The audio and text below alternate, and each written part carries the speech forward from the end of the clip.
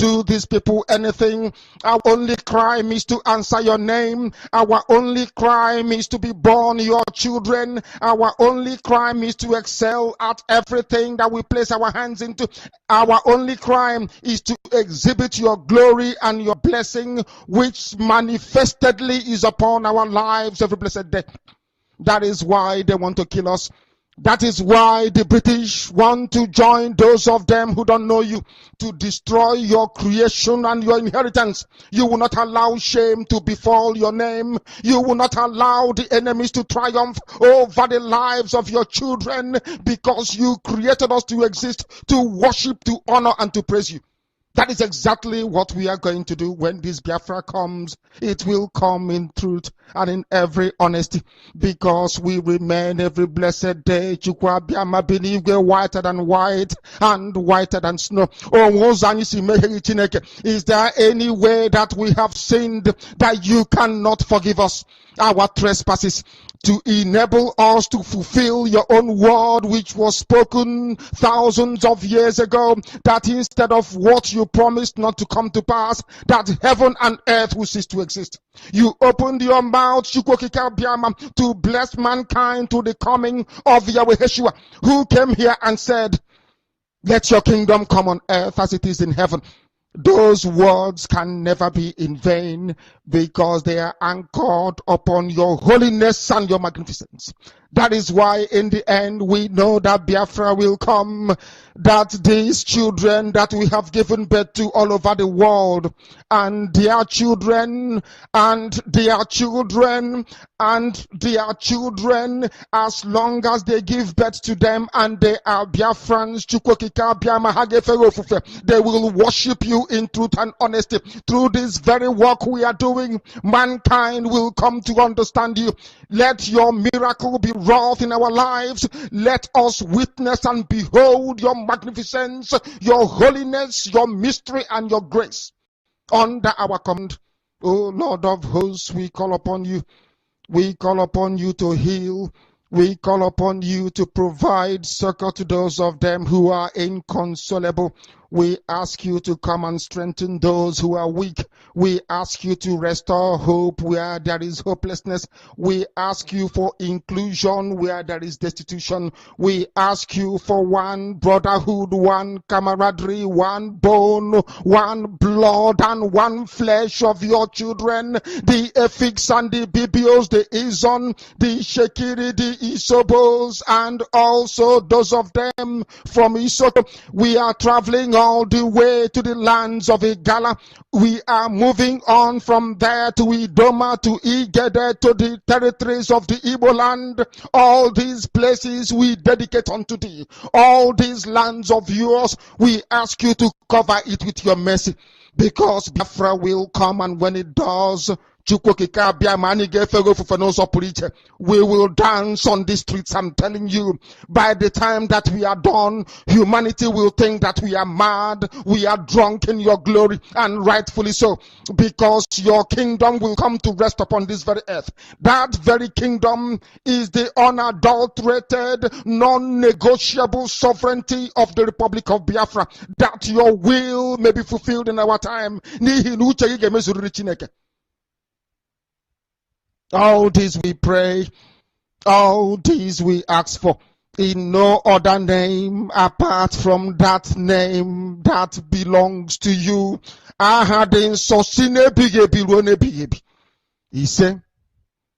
He said, when you look all around you and you see poverty in Nigeria today, you think it's by accident. It's not by accident.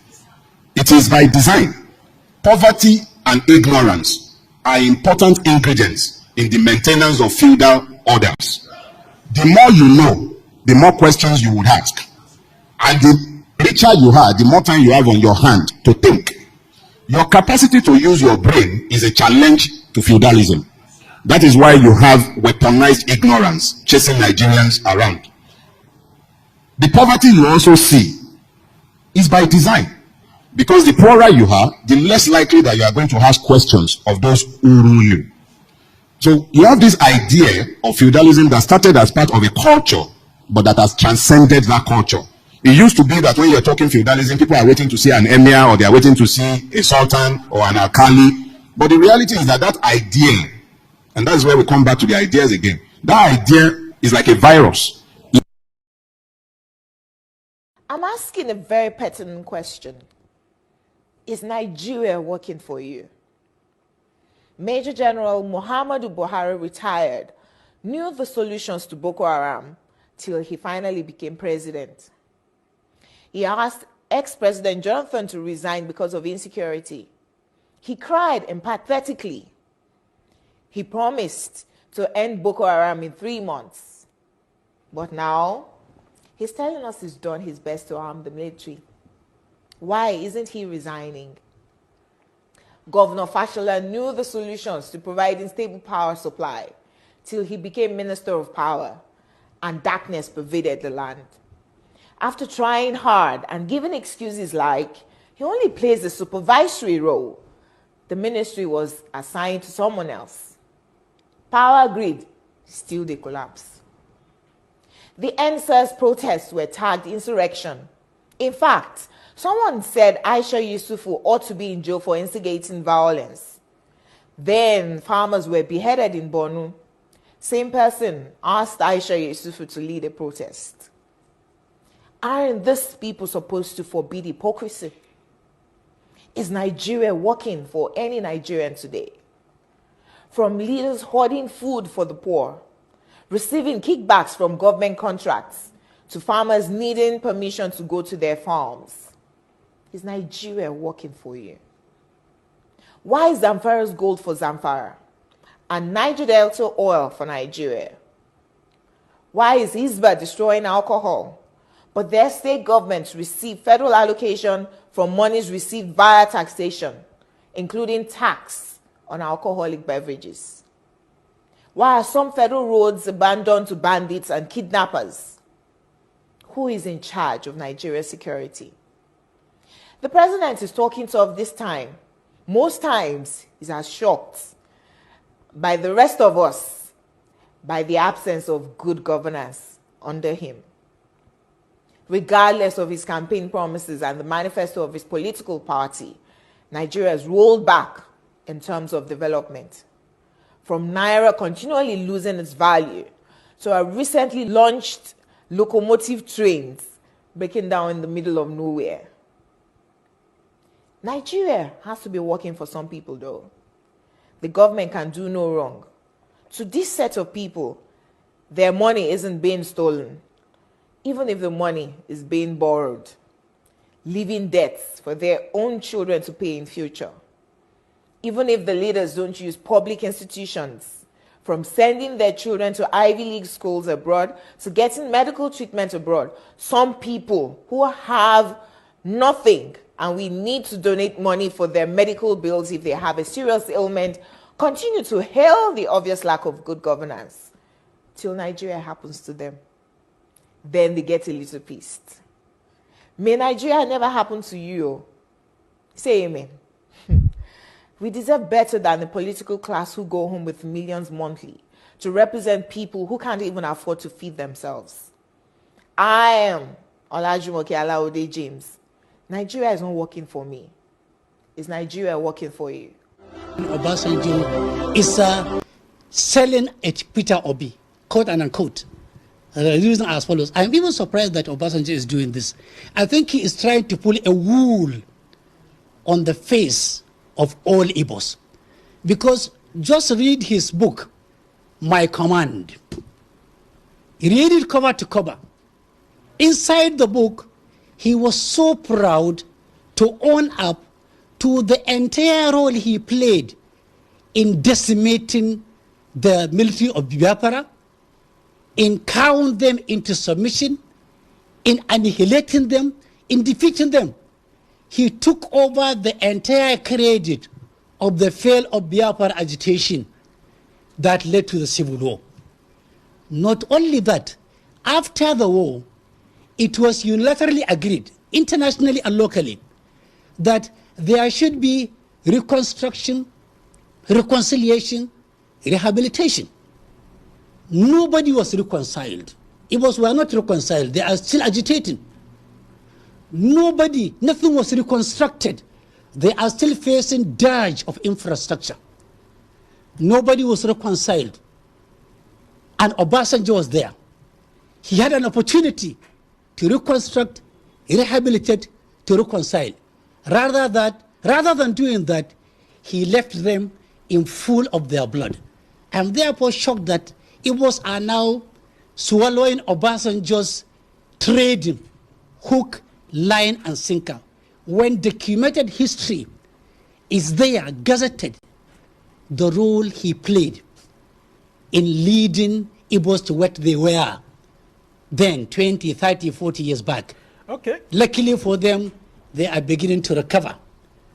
Therefore, it's surprising that he's selling Obi, and Obi is believing him in spite of documented history of the crime he committed against the entire Igbo nation. Maybe he has meditated, maybe he has prayed over, maybe he is lamenting, and he wants to correct the wrongs. The answer is better left to Obasanjo. Okay, a very interesting perspective you've got there, and there's always room for repentance, I must say. And who wouldn't even want the former president's support? Because we've seen that almost every person who wants to be president since 2007 has always sought for the support of former President Olusegun Obasanjo. But I want to ask you now, Not anymore. what exactly is wrong with Obasanjo seeking the support of the North for Peter Obi? Isn't Peter Obi Nigerian enough to deserve such a support? Let me say for the upteenth time that under the Nigerian Constitution and all operational laws, there is nothing wrong when an Obasanjo canvassing support for any candidate of his choice. There is nothing wrong with an Obi aspiring to become the president of Nigeria. But then there should be a parameter, a yardstick, and a measurement of assessing whether these people are what they said they are, and they are competent enough, and they have the good conscience to sell and to promote. Let us go to Obasanjo. If Obasanjo is coming to the North to seek for a partnership, to sell a candidate, to aspire to promote, protect, and project an Obi, there are relevant questions that we need to ask him. Under Obasanjo, he destroyed the entire economy of the North. Today, nobody can convince any Northerner. The consolidation of the banks, which saw the total extinction of all commercial banks of northern origin, because we could not raise the money, because we don't have those type of money to sustain a bank of 25 billion naira then, was done deliberately by Obasanjo to bring the North to its own knees. Is it the Innocent same North? military officers. Is it the same North? Sorry to intervene there. Is it the same North that Atiku Abubakar was vice president in that government and had a lot of senators, a lot of federal ministers and all of that? Under the Nigerian constitution, a vice president is just an appendix. He lives and survives at the mercy of the president. Till today, until that section of the constitution is reviewed, is amended, is varied, I don't envy anybody becoming a vice president. So stop talking about an Atiku.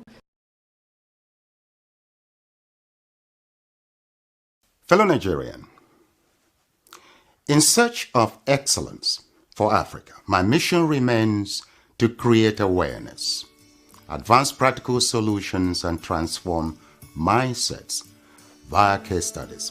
Together, let's midwife deliverance for our race, country, and continent. Please share this video. I am Dr. Israel Noyerem Davidson. Thank you.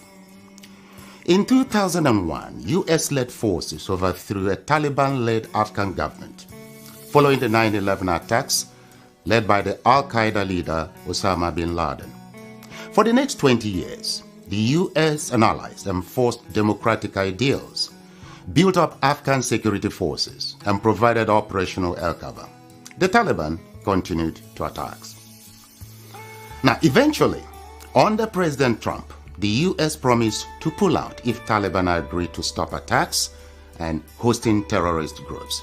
Today, the Taliban militants have declared Islamic Emirate of Afghanistan and overrun most of the country at lightning speed with little or no resistance from the 300,000 US trained and heavily equipped Afghan forces. US general could not believe an army could crumble at that rate. I did not, nor did anyone else, see a collapse of an army that size in 11 days. There'll be many postmortems on this topic, but right now is not that time.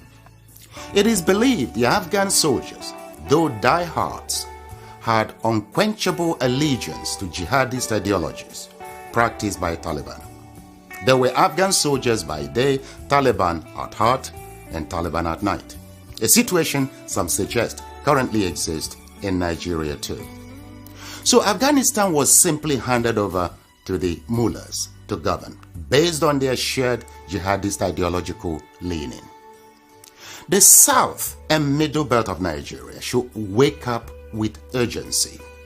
The Afghan situation is cooking fast in Nigeria today. Afghanistan is number 1 on global terrorist list. Nigeria is number 3. Second. You have President Northwest Muslim. You have Senate President Northeast Muslim. You have INEC Chairperson Northwest Muslim. You have Speaker of the House of Representatives Southwest Muslim. You have Chief of Air Staff Northeast Muslim. Minister of Defense Muslim North. Chief of Army Staff Northeast Muslim. Inspector General of Police North Central Muslim. National Security Advisor Northeast Muslim. Director National Intelligence Agency Muslim North. Director General SSS Northwest Muslim. Comptroller General of Immigration Northwest Muslim. Comptroller General of Customs North Muslim.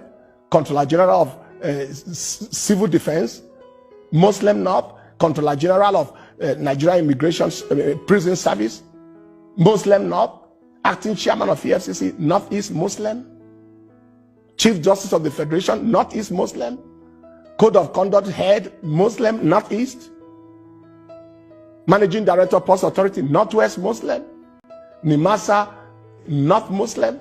NNPC Managing Director Northeast Muslim. Minister of Education Northeast Muslim. National Universities Commission Northwest Muslim. JAMB Southwest Muslim, and so on and so forth.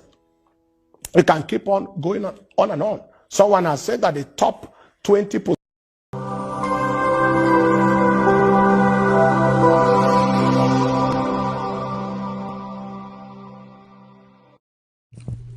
IPOB, one family. Biafrans all over the world. If we want safety and security for our people, then let's continue to support Eastern Security Network. All donations are welcome. No contribution is too small or too large. Do your part, knowing that freedom is in our hands and together we must all rise to the occasion. Go to our website to make your contribution, www.ipobinUSA.org/donate. And remember that freedom is not free, but together we restore it, farm by farm, forest by forest, house by house, and street by street.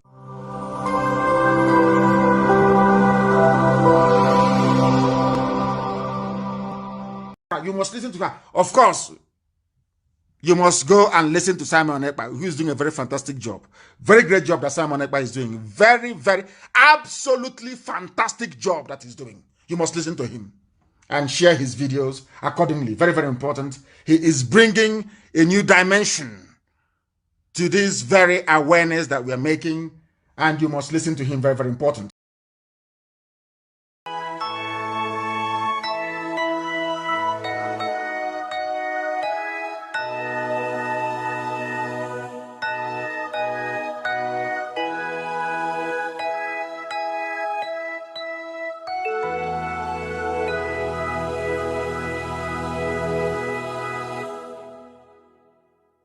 Land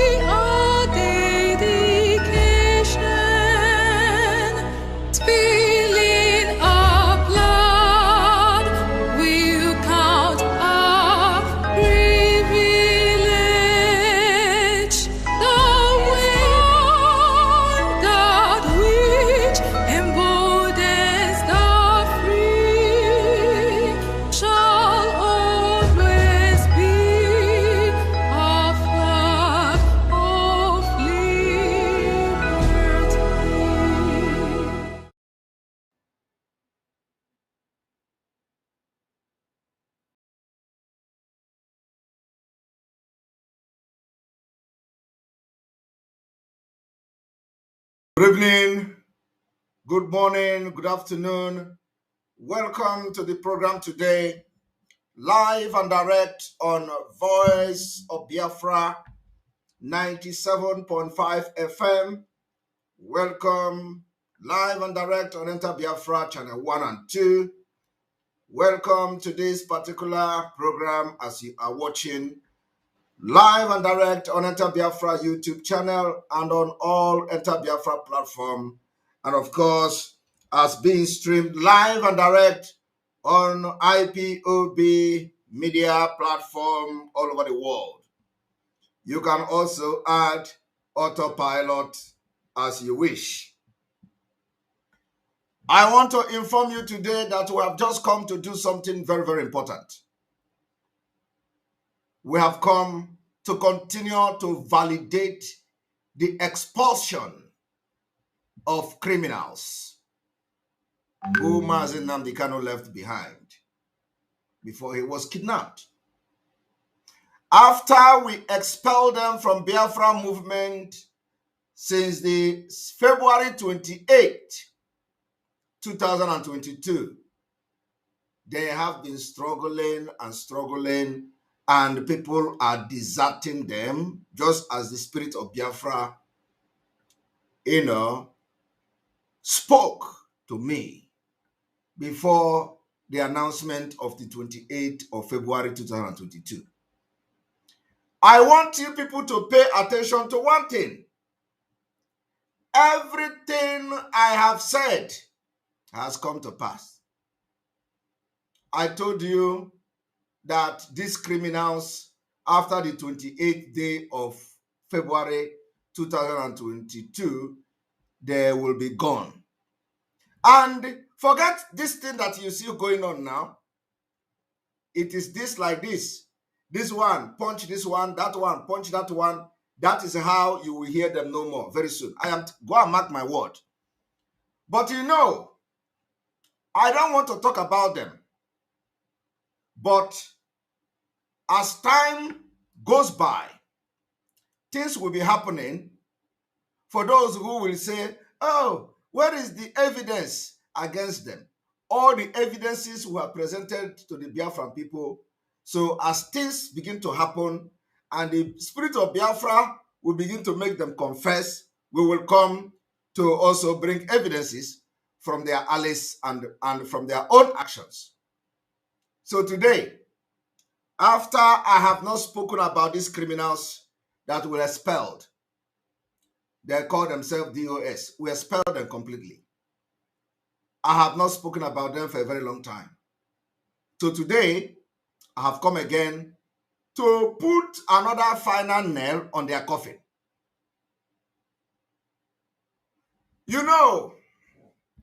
All this why, when we make this exposition, because with these people, believe me, Mazi Nnamdi Kanu will suffer. And that is why we decided to kick them out and vote them away and expel them from the movement, so that Mazi Nnamdi Kanu will regain his freedom as soon as possible.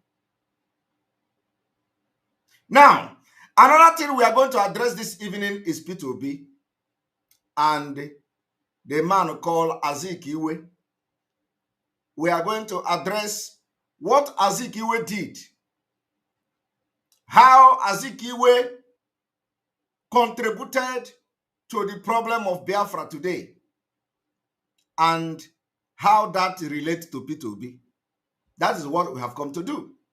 And let me make it very clear before we go further, that because we have been hearing of mega rally in Imo State, and it seems as if they are actually organizing mega rally in Imo State, truly, to show how ready Biafrans are to leave Nigeria by 2023, we hereby declare 20th of this month a complete lockdown and sit at home in Biafra land.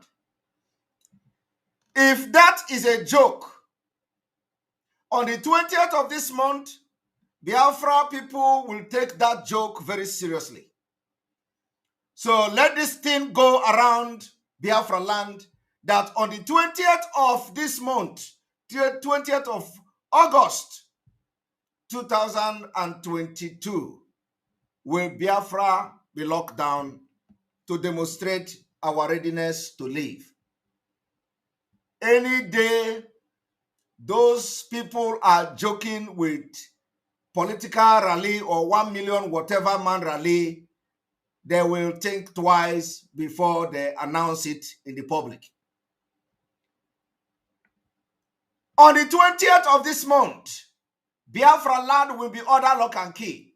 There will be no movement from Delta State heading to Opiweka, to Enugu, to Benue, to the lower Kogi.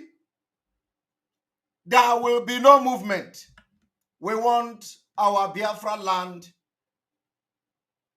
to be under lock and key. It is going to be the beginning of the demonstration of how ready we are. Let this message spread across Biafra land that because of a scammed and a fraudulent election, they said they want to organize 1 million march in the middle of insecurity and the killings in Imo State. It's a shame. Upon all the killings in Imo State, Peter Obi have never spoken either in support of the killings or against this killing. And so the shenanigans want to start in Imo State. It is an insult. It is an insult to Biafra. It is an insult to Ndigbo. It is an insult to indigenes. If anything should be tagged as indigene. For Peter Obi and his fraudulent campaigners to look for all the places they want to start 1 million march, and they are announcing Imo State of all places. Imo State of all places. Imo State of all places, where we have witnessed the worst killing after the war. They want to start campaign in Imo State. That was a video somebody sent to me that Peter Obi came to Imo State. Was it yesterday or so? And people were videoing him. Oh, Peter Obi is here. We are not against Peter Obi traveling to anywhere. We are not against. He's a free man. He's a free man, so we are not against him. He can travel to anywhere. We don't stop him from traveling. He can go to anywhere. He can travel anywhere. He's free. He's a Biafran. He's free to move. But what we cannot allow to happen in Biafra land is to mock us, to mock the dead, to tell us we are stupid, to tell us we are coward in the middle of war. 14 innocent young men were murdered in their cold blood. Peter Obi did not speak.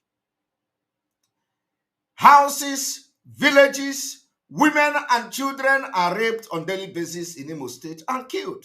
Peter Obi have not spoken. The crisis in Imo State is not yet the kind of crisis that will call the attention of Peter Obi to ask Hope Uzodinma what is going on. But Peter Obi want to come and campaign. Even if it is a joke, we take that joke very, very serious. So today, I am announcing to Biafrans that on the 20th of this August, we'll be sit at home. This particular sit at home will be enforced by Biafrans all over Biafra land. You have to rise up and enforce it. Make sure that those businesses everywhere, transportation, will be locked down. It is called civil disobedience. We need to speak. We need to try to start showing them.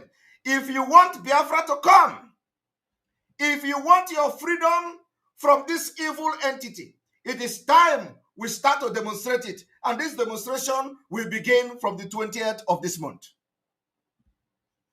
I want you to understand that they thought it was a joke.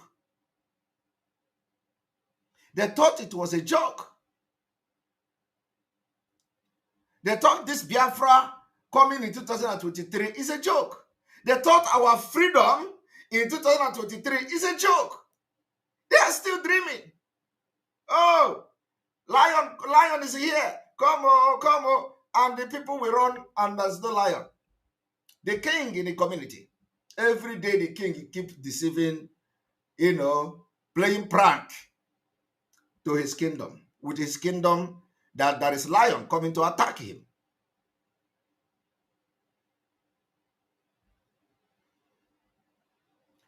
Let me tell you, somebody asks, what if they change the date?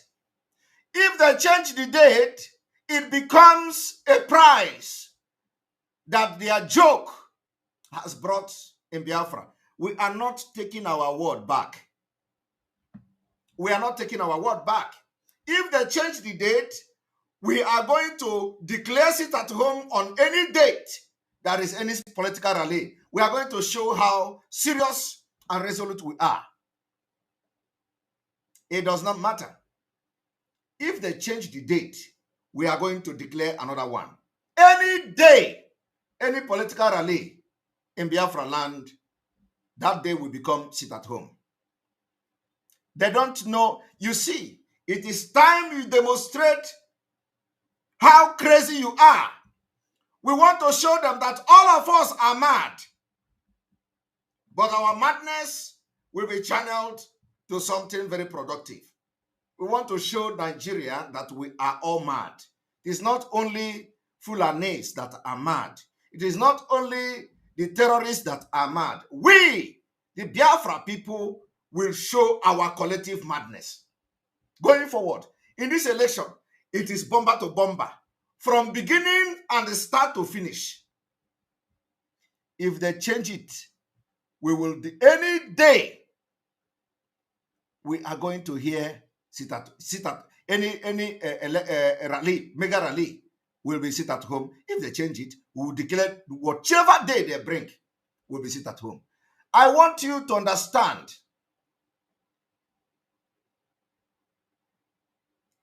what you should know is that anybody that is coming to tell you that they are going to fight Biafra, let them come. If anybody in Biafra land is now growing wing to fight against entire Biafra people, they should come out and buy the case from Nigeria. You know what they are doing now is that they want to buy the case from Nigeria. You know how Nigeria, you know how these people do. They will hire your own and use their own to fight against you. So those who want to fight against Biafra for the benefit of Nigeria should come out and begin to organize political rally in Biafra territory. And then you are going to know whether you are owner of Biafra or whether Biafra people own Biafra land. Having said this, we are going to go straight to our broadcast today, which I have just said. First of all, addressing these criminals that we have actually expelled. We want to make it categorically clear that the criminals in DOS has been expelled. That office is no longer existing. It will never exist until Mazi Nnamdi Kanu comes out. And I believe that if he comes out, he is going to scrap that particular office. So anything DOS does not exist in Biafra movement again until our leader comes out. Now let me tell you, I have listened and observed when they say, oh, they have replaced Mazi Nnamdi Kanu. They have replaced Mazi Nnamdi Kanu and there is a new leader. there is a new acting leader. I want you to understand that they actually said it. And then after they saw how Biafra reacted to it, they came back and started denying it. The same sewage rat that they are paying PP not to attack and blackmail people on social media. All of them started sharing it. Oh, IPOB have a new leader. IPOB have a new leader. And when they saw the reaction from Biafrans, that is to show you that Biafra actually left them. That is to show you that our pronouncement is spiritual. When we say they will cease to exist from 28th of February, they thought we are joking. They thought we are joking. If actually that we have not expelled them, why would they go and start announcing Chike Doziem as acting leader? Somebody they say he is the head of Directorate of State. They come after 13 months to begin to announce somebody they say he has been piloting affair of Biafra, to say he's the new acting leader. What a nonsense.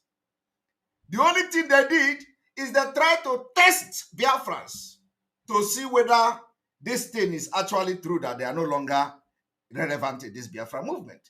And they receive it very hot. What they did is to come and test whether they are actually relevant. Because everything they have done have failed woefully.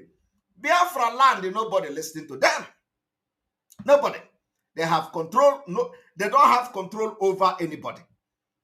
And that is why they can now come out to say, oh, if Simon Ekpa commits crime, hold him responsible.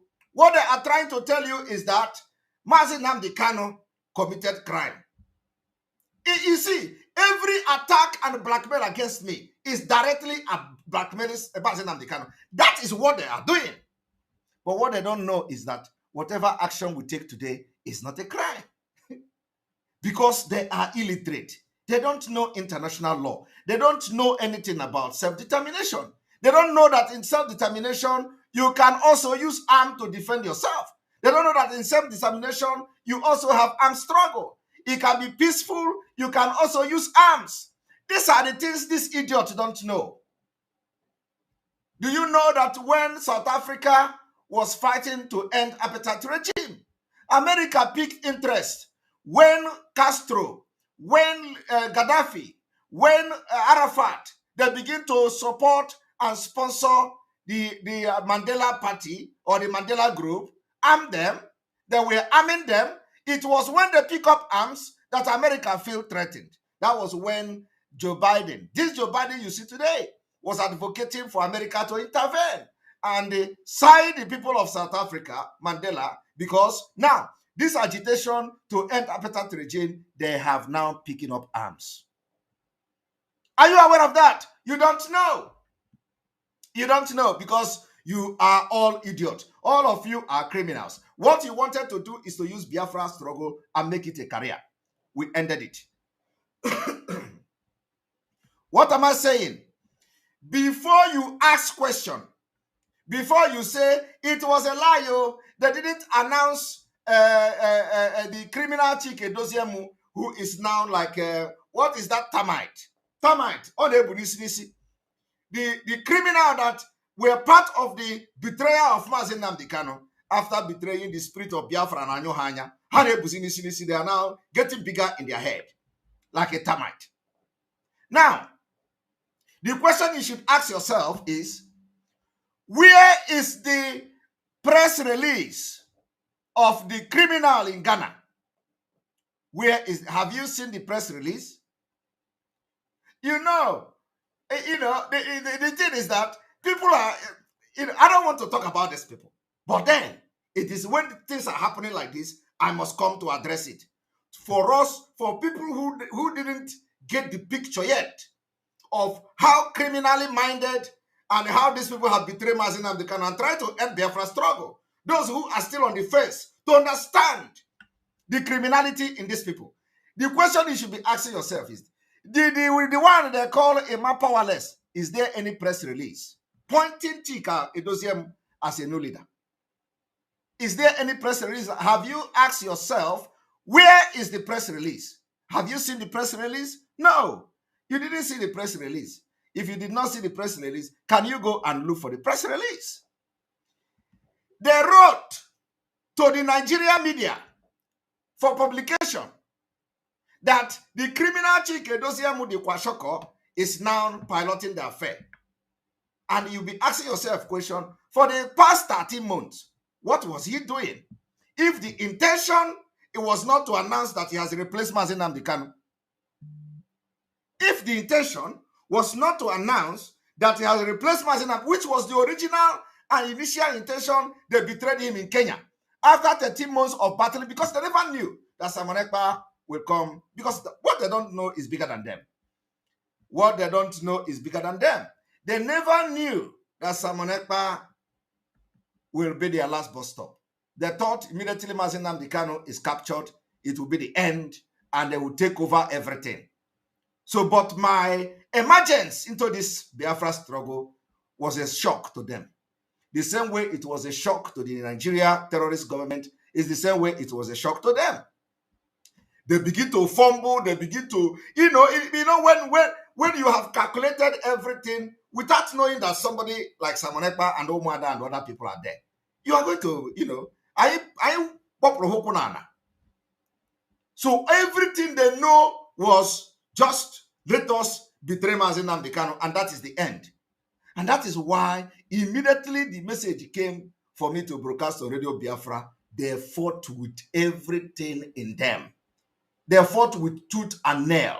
Hey, if I tell you, if I show you the messages that they were releasing on their platform that time, let us go and announce Simon Ekpa. Let us go and fight him now before the guy grow wing. I have all those messages. I have never shared it to Biafrans.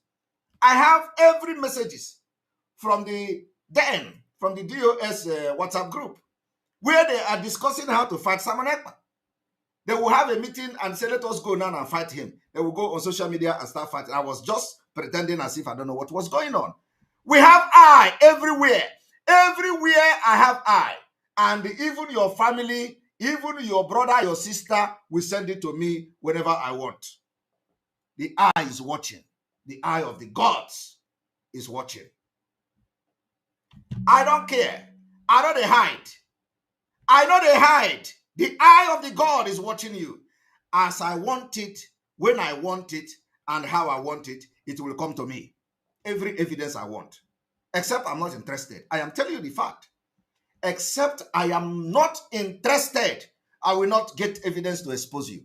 But if I pick interest, within 2 days, your evidence will come. Ask them for the past 1 year.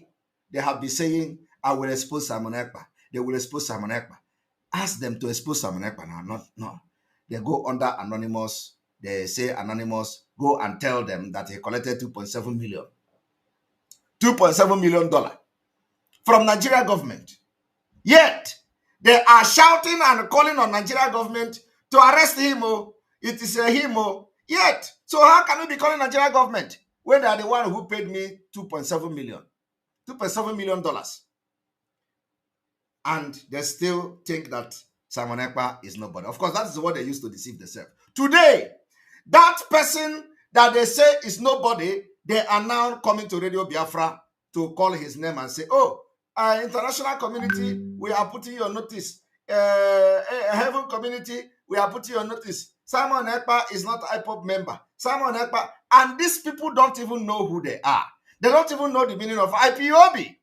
They don't know what is IPOB. It's a shame. It's a shame. Simon Ekpa is not IPOB member. And I asked them, the people you were controlling for the past 10 years, are they IPOB member? The people you were controlling and giving order to obey in Biafra land, are they all registered IPOB member?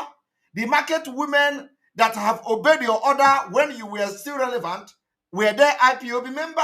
Why don't you give order and tell people who have registered as IPOB in Biafra land to obey the order? Why don't you give order and say, all the people that have registered IPOB members, please, we are talking to you. Just sit at home.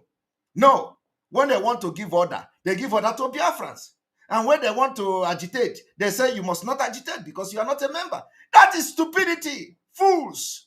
That is why in this autopilot, as they call us, which is the original IPOB, we don't have any registration. Every Biafran is autopilot IPOB. Every Biafran is a member. Every Biafran can agitate. You can join us. You don't need our oath to be working for Biafra people. We don't need oath. They use the oath to deceive our leader. The person that brought oath to IPOB is called Omiomio. Omiomio was the person that brought the idea of oath. Because of the betrayal, the way they were betraying each other, they brought the idea in Spain. It was because of the betrayal. And let me tell you, you can't have the oath stop the betrayer, have the oath stop them from betraying each other. The oath did not stop them. You see how they are calling other people named to kill. Oath did not stop.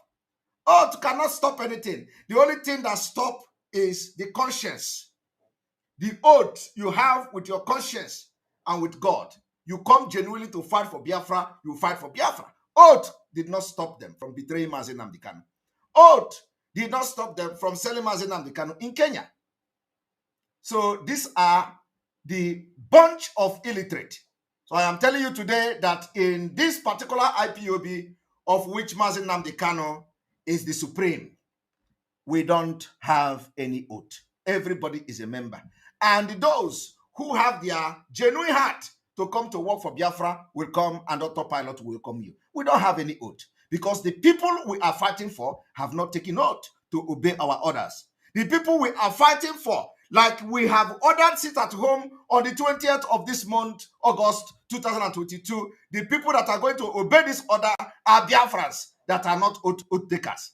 These are Biafran from anywhere you are, you listen to this order, you obey the order. You don't need to be a member. You are already a member, you are already a Biafran. So the order we are giving is for you and you obey it for your best interest. But of course, that is not what I have come here to do. So I want all of you to understand one thing. The days of the criminals are over. The days of the career agitators are over. Completely over. I don't want to come here to waste my time and talk about them again until another thing happens that will make me to talk about them. You see, all this month, did you hear me talk about them? No. But I told you that you will hear them no more. The only thing we will do is to give them topic. Like this one I'm doing this evening is a topic that will last them for like a few days because they're going to talk about it. They must talk about it. The reason why I'm doing it is that I am going to distract them with this particular broadcast I'm doing this evening. As we are giving them this topic today, they will talk about it while we focus on dismantling Nigeria. Now, let us start. Exposition is live and direct. We dey do in the show. We don't come to tell you story. We don't come to tell you story. So don't let anybody tell you you are a member or you are not a member. You are a Biafran, and once you are a Biafran, you can work for the IPOB. IPOB, and you can call us autopilot. Once you are a Biafran, you are welcome. You can work at any capacity. And once you betray, we kick you out. That does not make you not to be a member, not to be a Biafran. If you betray IPOB, autopilot will kick you out automatically. And there is no apology to that. Now, I want you to listen.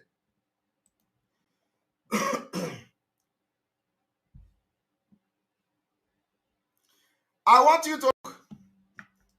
They say, Biafra, IPOB names Chika Edozie ha as Nnamdi Kanu replacement. And when this news came, everybody started sharing it, and they think they were fighting Simon Ekpa. They think that once they make this statement, the whole world will now begin to see the Onyoshi as the Kwashoko man, as a leader of IPOB. You can imagine. After 13 months, when the when the Nigerian media reported my own that time, and everybody, they were sharing it and all that. Today, after 30 months, they say, let us try to give this guy a name. Let us try to see whether Biafrans will be talking about him. And it backfired. It backfired with a shock they never expected in their life. You know, when we were telling them that Biafra have left them, they thought it was a joke. They gave order. Nobody responded. They said, don't sit at home. Nobody responded. And all they do now is to rant. If any crime happened, we hold him responsible. Nobody listened to them. They have countered our order several times and nobody listened to them. Like this 20th of August, this Imo State rally. They will counter it tomorrow. You will see. They will say, IPOB, they did not order any sit at home. And they don't know that the people they are talking to or raising alarm is just the Nigerian government that have collected money from. When people see this counter order coming from them, they are not actually giving the order to you. No. They are telling Nigerian government that they have collected money to save Mazi Nnamdi Kanu in Kenya, thinking that it will end Biafra agitation. It didn't end it. They will say, oh, we didn't order it to. This guy is not part of us, so he did not collect the money with us, so we are just making it very clear. Everything you see they do to counter the path we are following to restore Biafra next year is not because they want to give you the information. No. They are indirectly telling the Nigerian government, the politicians that gave them money, that, you see, we are not part of it. Too. Not you. I am telling you the fact. Because they have to debunk it publicly to make sure that they are still in line with Soludo. And because Soludo is no longer happy, Soludo exposed them. Soludo exposed them. I am coming to that. Soludo is not happy anymore. They deceived Soludo. They told Soludo, we are in charge. We are in charge. Everything we say stand. Don't worry. We are going to order sit at home. So, you know, do you people remember when Soludo attacked me? Some people told Soludo, these people you are dealing with, Biafrans have left them. You remember when Soludo ordered a Monday prayer, that it is now prayer in Biafra land.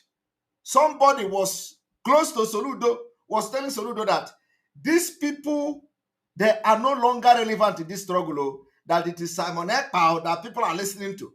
Soludo did not believe it. So, and somebody was telling somebody very close to Soludo, the person told him, wait now, Shebina Monday you are going to see who Biafra listened to, whether it is these criminals or whether it is Simon Ekpa. As if it was a joke. The Monday came, nobody went with Soludo to church. All of you witness it. All of you. But before that Monday, Soludo planned with these criminals in DOS to release a statement. They bashed me with all manner of insult. They say IPOB did not order any sit at home. They say nobody should listen to that. Soludo released his own statement. Anambra Broadcasting Corporation released their own statement. APGA released their own statement. It was like, have you people forgotten? Everybody was on Simon Ekpa. Soludo, Anambra State, APGA released official statement against Simon Ekpa just to fight the sit at home. At the end of the day, it did not work out. It did not work out. The person told them, because, this story is coming to me. The person told Soludo, or the ally of Soludo, you see what I tell you? I told you that nobody will listen to these people. You thought I was joking. Have you seen it? So now, after the promise they gave to Soludo, Soludo is no longer happy. Because, that was why after that thing failed, Soludo managed and struggled to mention the one in Finland. The one in Finland, Simon Ekpa, that criminals have hijacked the struggle. Even Soludo was telling these people that criminals have hijacked the struggle. I do not know how we become criminals. That criminals have hijacked the struggle. And when Soludo was saying that, the idiots, the criminals in the US was still thinking that, no way they will be killing cows from one sacrifice to another, slaughtering cows. Do sacrifice this. This native doctor will tell them, bring this, let us do sacrifice. Don't worry, you will see. From tomorrow, Simon Ekpa will talk no more. They will say, oh, don't you see that he is not coming every day like he used to come? Oh, Don't you see that he's not coming every day? Don't worry, don't worry. Before the end of this month, you will see Simon Ekpa is not going to come again. And after that one, it looks as if Simon Ekpa is not coming again every day. Boom! Simon Ekpa will come again. They will carry another cow to another native doctor. The native doctor will say, just come, bring the cow. Let us do it like this. We are going to pin him. He's not going to come again. He's going to do this, do that. At the end of the day, they will see Simon Ekpa in a very magnificent way. Ogunina Gwarago against IPOB, autopilot, and Mazi Nnamdi Kanu. Han chani ne anagoro belebe, osisi anapo belebe, ana ba, ona to belebe. That is Ihaibo. You know? And I told them, Abu Mwangbejo Ogechi Mbrolisho Onyozo, Obuputowa, Oya Maro Nyobo, Ganapo, Onwea, small boy. So let us go straight to this because we don't have time for nonsense.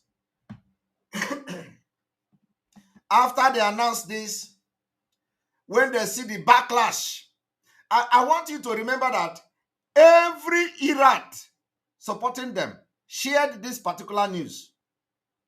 They shared the news that they have replaced Mazi Nnamdi Kanu. They have replaced Mazi Nnamdi Kanu when Biafra, because Biafra already knew that this was coming. As if that was not enough, they were sharing the picture everywhere, picture where they went to do this kind of nonsense, where they gather, you know, the receipt and to take picture. The reason he went there is to take picture. That one in Finland is what they are saying. Thank you. Now, but what I want you to do is, I want you to go to the report of some some media house in Nigeria. They say, the indigenous people of Biafra, IPOB, has announced Mazi Chike Dozieha as its new leader. And they say it is a lie. How is this a lie?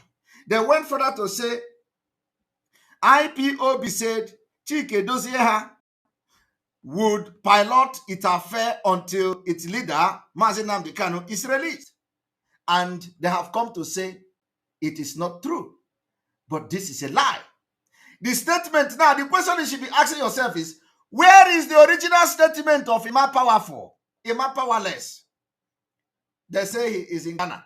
You know, the time they arrested, you know, so one thing people don't know is that, you know, the time they arrested some Biafrans in Ghana, where they are doing meeting.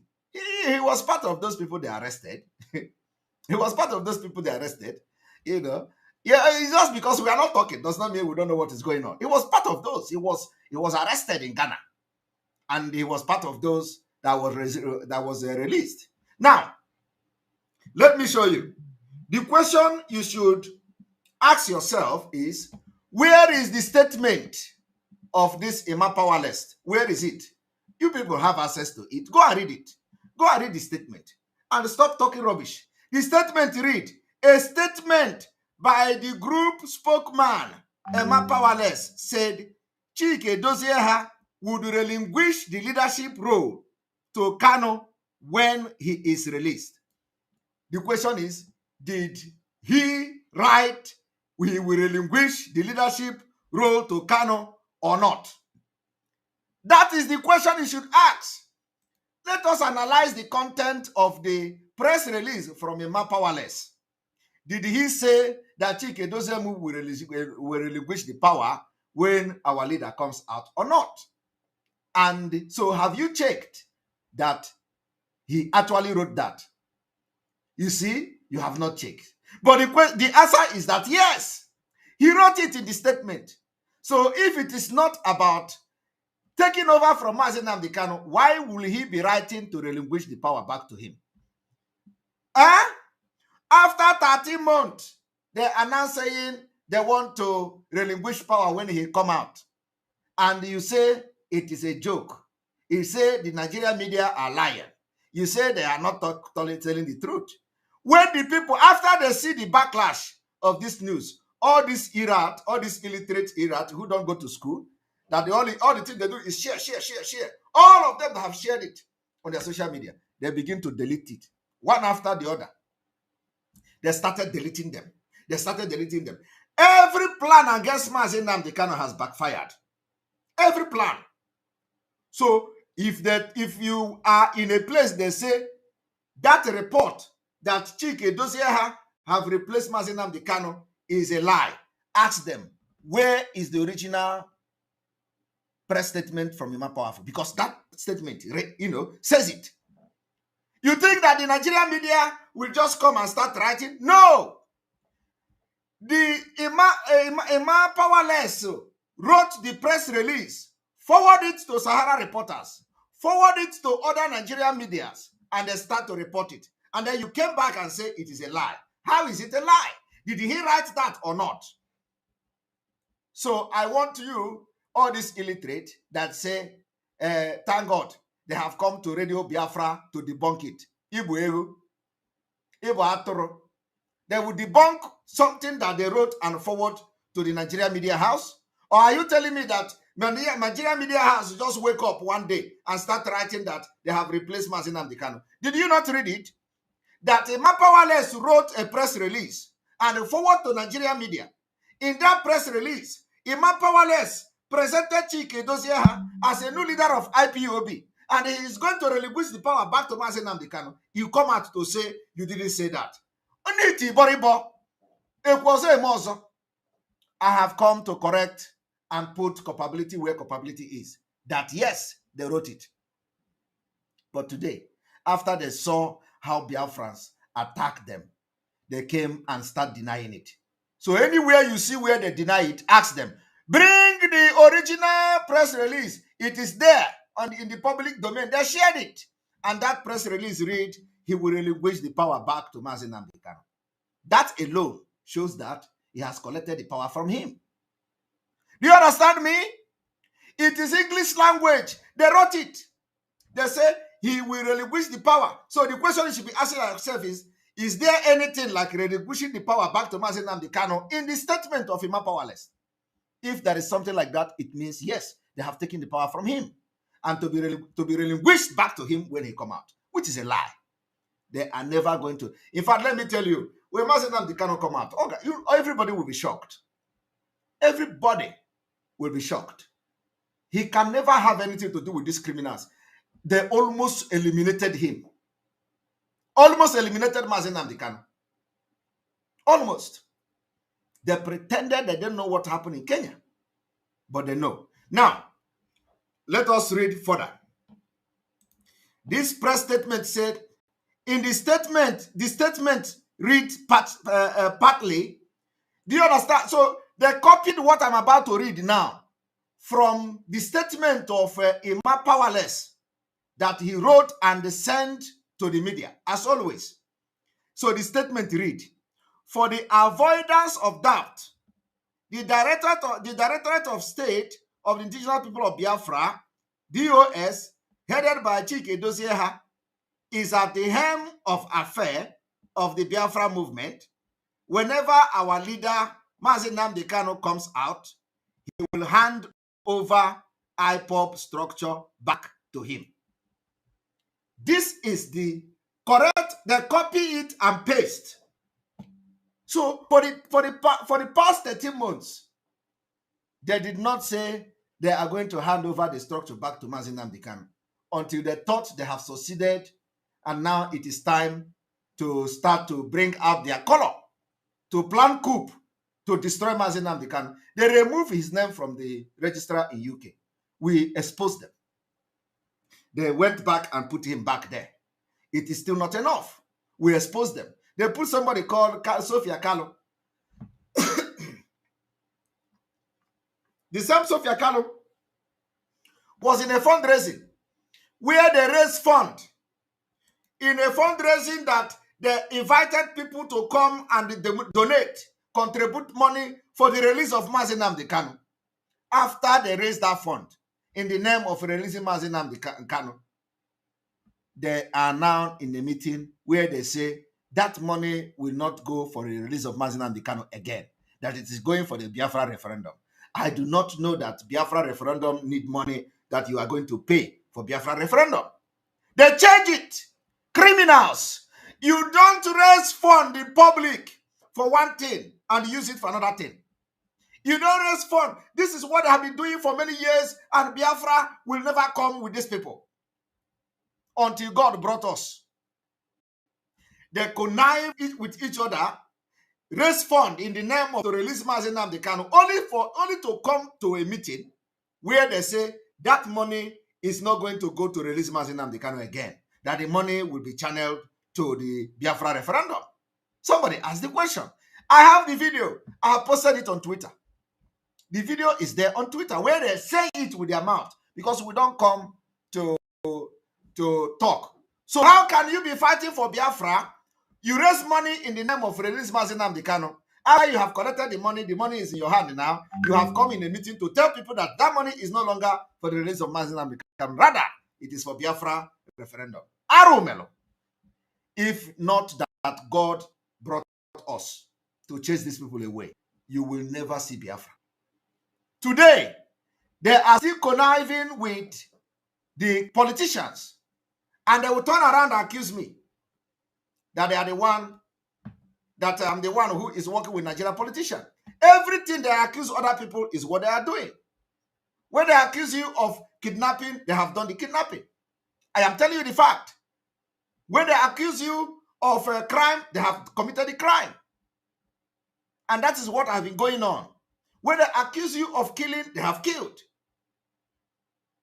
But have that moved me for the past 30 months? The answer is no. Now, so I have been able to settle this, the lies of it didn't happen, that they did not say Mazi Nnamdi Kanu have been replaced. I have told you now, and I have said, if you want to know whether they have actually replaced Mazi Nnamdi Kanu, in their press statement they sent to the Nigerian media, go and look for the press release.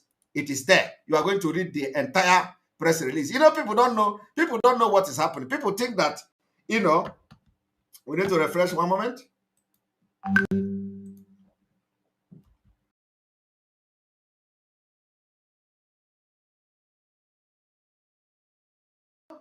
People think that they just the Nigerian newspaper just started announcing that thing.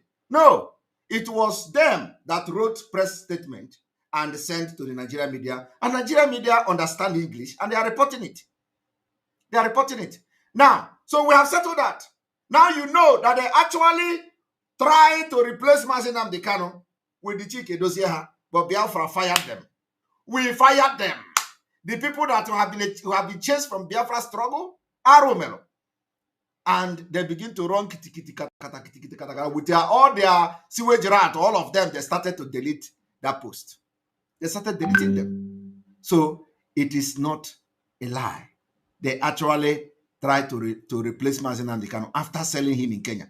And let me tell you, this is what they should have done like 13 months ago. But because of Simon Ekpa, they were trying to kill Simon Ekpa first. They want to eliminate Simon Ekpa first so that the road will be clear. They can announce to themselves whatever they want. They can, you know, give themselves whatever title they want, you know. So that is why they have not announced it. So, but now, when they see that they have been defeated, when they see that we have kicked them out, they have no other option than to try it once more. But it was a wrong miscalculation, a very big miscalculation. They don't know how prepared we are. We are now going to how they collaborated with Soludo. Our own is evidence-based exposition. Evidence. Let us go to Soludo. Before we go to Soludo, let me give you background of what they did. After they know that Biafrans are not listening to them again, they went with Soludo and connived with Soludo. They told Soludo they are going to end the Biafra struggle. Mazi Nnamdi Kanu has been captured and the ESN will be destroyed. Nobody will raise funds for them again and all that. So Soludo embraced them. Soludo gave them money. After that, they begin to go after those that they feel are not obeying their order. That was when ESN, our men, didn't actually know what was going on. Some of them that time believed that I was working against Mazi Nnamdi Kanu. I am telling you. Some of them, they believed that I was working against Mazi Nnamdi Kanu. Those who realized what I was doing on time was tagged Sabo to be eliminated. They eliminated, a lot of people paid price for, supporting what Simon Ekpa was doing. I am telling you the fact.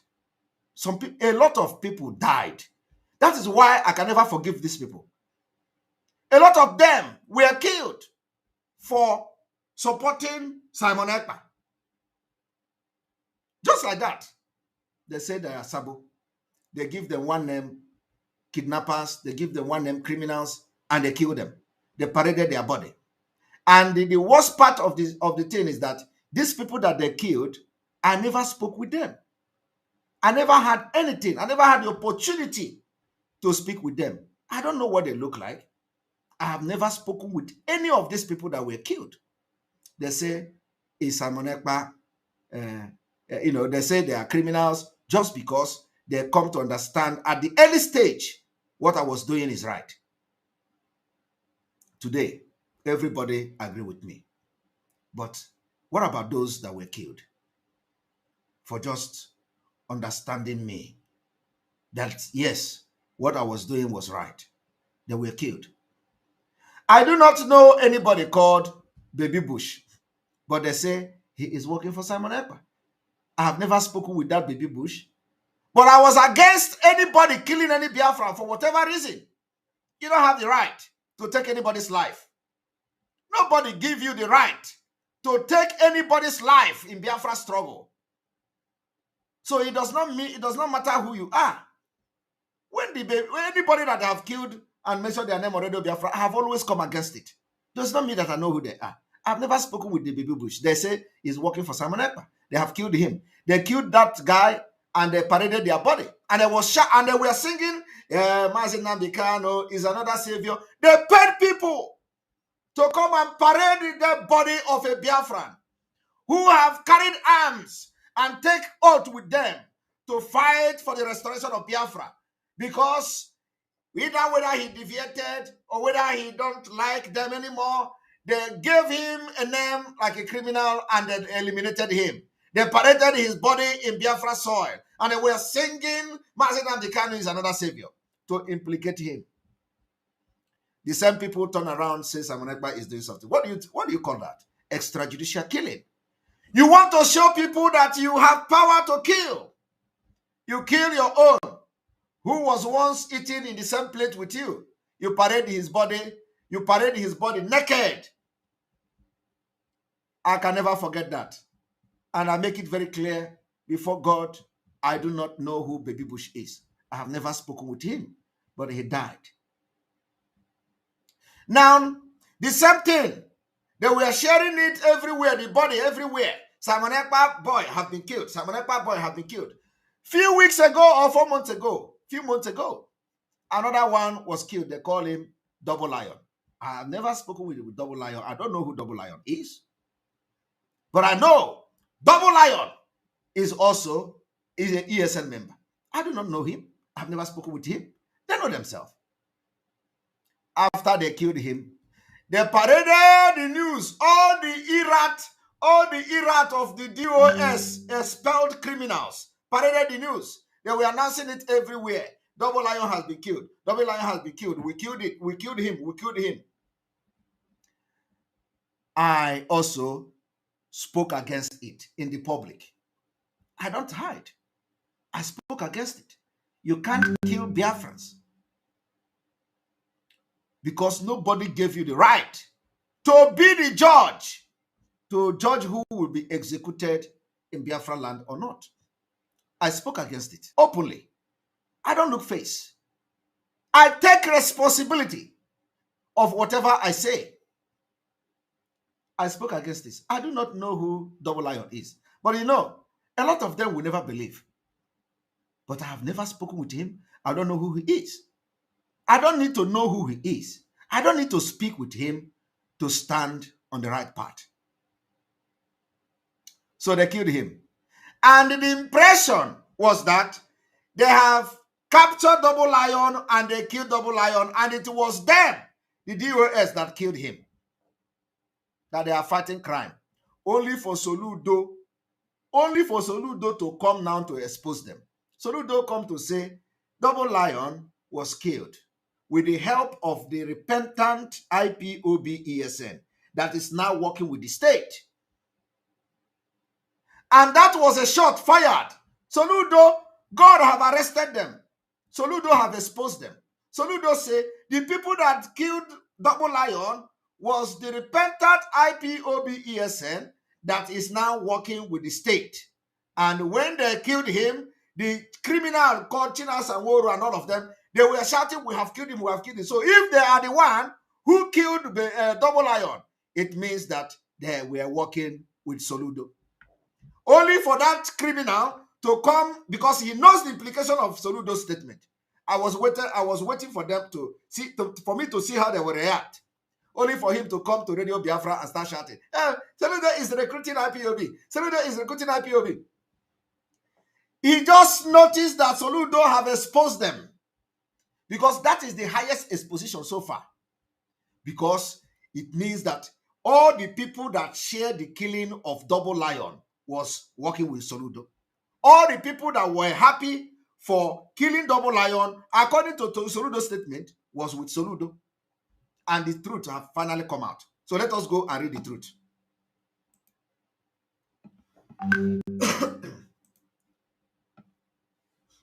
They say unknown gunmen, now known. They are Igbo who kill for human organs. Are you hearing what Soludo is writing here? Soludo is now trying to, exonerate the Fulanese, who everybody have known that they are killing our people and harvesting their organ. So all those accusations coming from these criminals has been trashed by Soludo.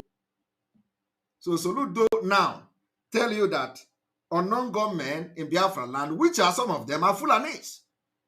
You are even DSS is unknown gunmen. You see the DSS guy that was killed. Soludo say they are the one, who kill for human organs. So if anybody is killing for human organs, is it that they kill for human organs and come out and accuse other people for killing for human organs? I want you to listen. This is him. Majority of them are Igbo who kill human organs for rituals. Their objective being lucrative criminality. Soludo. Are you people hearing it? This is what the criminals DOS we chased away from Biafra struggle have done.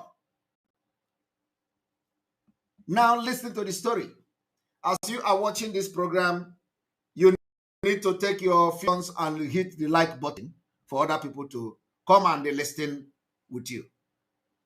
Now, after wreaking havoc in various communities in Anambra State for several months, during which many people were kidnapped, killed, and sometimes beheaded, many of the so-called unknown gunmen have at last become known.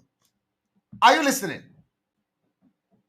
Now, many of them whose dreaded camps in the thick forest in the state have been raided and destroyed, have been running their mouth and narrating their escape, signifying that they too are, after all, mere human beings. Soludo continue. In a space of 1 year, no fewer than 30 persons, including security operatives, lost their lives through the activities of the unknown gunmen. Many police stations and operational security vehicles were also burnt by the gunmen during their operations. The situation was so bad that the November 2021 governorship election in Anambra State was threatened, such that the electoral umpire INEC almost mooted the idea of suspending the election. It was at the height of the unknown gunmen saga in the state that Dr. Chike Akunyele, the husband of the late Professor Dora Akunyele, was killed. And Soludo is mentioning the death of this man when we have called Soludo to set up the investigative panel Let us know who was behind the assassination of this man. Soludo have not done it, but here he is mentioning his name. Akunyeli was felled at Mpo in Idemili by gunmen after attending a program in Onitsha, where he picked a posthumous award for his late wife. Other killings by the unknown gunmen were to follow, including those of lawmakers representing Governor Chukwuma Soludo in the State of House of Assembly. Dr. Okechukwu Okoye, a former member of the State House of Assembly. Are you listening? Honorable Nelson Achukwu, a woman and her 4 children who were also killed at Oga, and an Onitsha-based man, Sir Paulinus Mbanogo. When Governor Chukwuma Soludo assumed office, he could not settle down properly for work immediately because no day passed without stories of gunmen burning police stations and attacking local government headquarters or killing people. Many communities had to inform their relation residing outside the state not to come home until the situation improves. Realizing that no meaningful achievement could be recorded under a such situation, Soludo swore to recover the state first before going into the execution of his promised programs for the people. And so the battle began. First, he revived the Anambra Vigilante Group and empowered them to be able to face the usual heavily armed gunmen. The same Anambra Vigilante Group, the second in command, is now in police custody for kidnapping. But Soludo did not tell you people that. Is it a lie that the second in command of Anambra Vigilante Group is in police net for kidnapping? From all indication, results of the governor's action are positively showing. Recently, 8 persons suspected to be connected with the murder and beheading of the late Honorable Okechukwu Okoye, the lawmaker representing Governor Soludo's Agwata constituency. 11 and his aide were arrested by security operative. Few others have also been picked, and they are assisting security operative in locating the camps in the forest. In this forest, such items including coffin, charms, dangerous drugs, women, cars of all makes, and a large sum of money were common features. Following the routine and the smoking out of these gunmen from their camps in forest, normalcy is gradually returning to the various communities. The routine started with the destruction of one of the most dreaded camps located in the thick forest along the bank of Osaekwe River, bordering Ihala and the Ogwu Aniocha in Obaro local government area, where the supposed king of the gunmen, popularly known as Double Lion. I want you people to pay attention. Popularly known as Double Lion, held sway. On the day he and the 4 of his members were killed, Double Lion didn't see it coming, as they were easily gunned down by their breakaway colleagues. Are you hearing it? By their breakaway colleagues. These breakaway colleagues is Chinasa, Criminal Nworu, and their DOS. These breakaway colleagues are all the people that were sharing the killing of Double Lion. These breakaway colleagues are now working with the Anambra State government. I want you people to listen. They were coming as they were easily gunned down by their breakaway colleagues, who have since repented and are now working for the state. Are you people hearing it? They are now repented and they are now working with the state. Immediately, Chinasa Nworu, the criminal, saw this statement. He know that Soludo has actually busted them, trying to, educate the public. He ran to Radio Biafra and started shouting, Soludo is recruiting IPOB. Soludo is recruiting IPOB. We are warning you. We are doing this. We are doing that. It's a lie. He knows that Soludo has busted them. He knows. He knows. So he came and started shouting. But it was the same group that China Sanworu was, sharing the killing of Double Lion. It was the same group that all their Irat and all their sewage rat, they were boasting, sharing how they killed Double Lion on radio Biafra, telling how they killed on Double Lion on Facebook. Go to their pages if they have not deleted it. Go to their pages. They shared it everywhere. They call Simon Ekpa. Oh, they have killed the man. Simon Ekpa and his boys. They have killed. I don't know who Double Lion is. I have never spoken with him, but this is bad. I want you people to know how these people try to destroy Mazi Nnamdi Kanu legacy. How these people want to destroy everything that Biafra have labored for years, just for their selfish interests. Because Mazi Nnamdi Kanu started working with people who they believe he brought through the back door. Because Mazi Nnamdi Kanu started giving tax to people who they believe will come and block their bread. Because Mazi Nnamdi Kanu brought somebody like Simon Ekpa from the back door, as they used to say it. And for that reason, they decided to betray him and destroy him. They say, oh, we started this thing with you. You just, you see, so you think we are not human. You think we are not nobody. Simon Ekpa just come from nowhere. We know who he is. He's a criminal. He's this and that. You Simon Ekpa, you're now working with him. You're now doing with him. You're talking with him. We thought, before Mazi Nnamdi Kanu came to my program to have interview, it was a battle. It was internal battle. It was battle of Armageddon. I am telling you the fact. And they are not hiding their mouth. They are saying it publicly. Before Mazi Nnamdi Kanu came to my program, it was battle of Armageddon. They fought against it. They say he must take oath. They say, no, don't talk to him. You must not pick this guy call. Don't talk to this guy. They were all scared because they know that an extraordinary human being is coming to this struggle. All of them were peeing in their pants. The day Mazi Nnamdi Kanu was to appear on my program, it was on the phone. Everybody was on the phone with him. Don't come. Don't go to Simon Ekpa program. Do not go. You must take oath. Don't go there. That guy is not pure. He is not genuine. Don't trust him. It was a war of Armageddon. I am telling you the fact. This I have never said before in the public, but they are saying it. Everybody was on the phone with him. This one will call. That one will call. Don't go. Don't go. Don't do. Don't do. Don't. They were so scared. And if you look at what happened today, you find out that the native doctor that told them to be scared of Simon Ekpa did not lie to them. He did not lie. Because I have not even showed them what I'm made of. But at least they have seen it. They have seen that now. Aboromanwana tata. It may comb like this.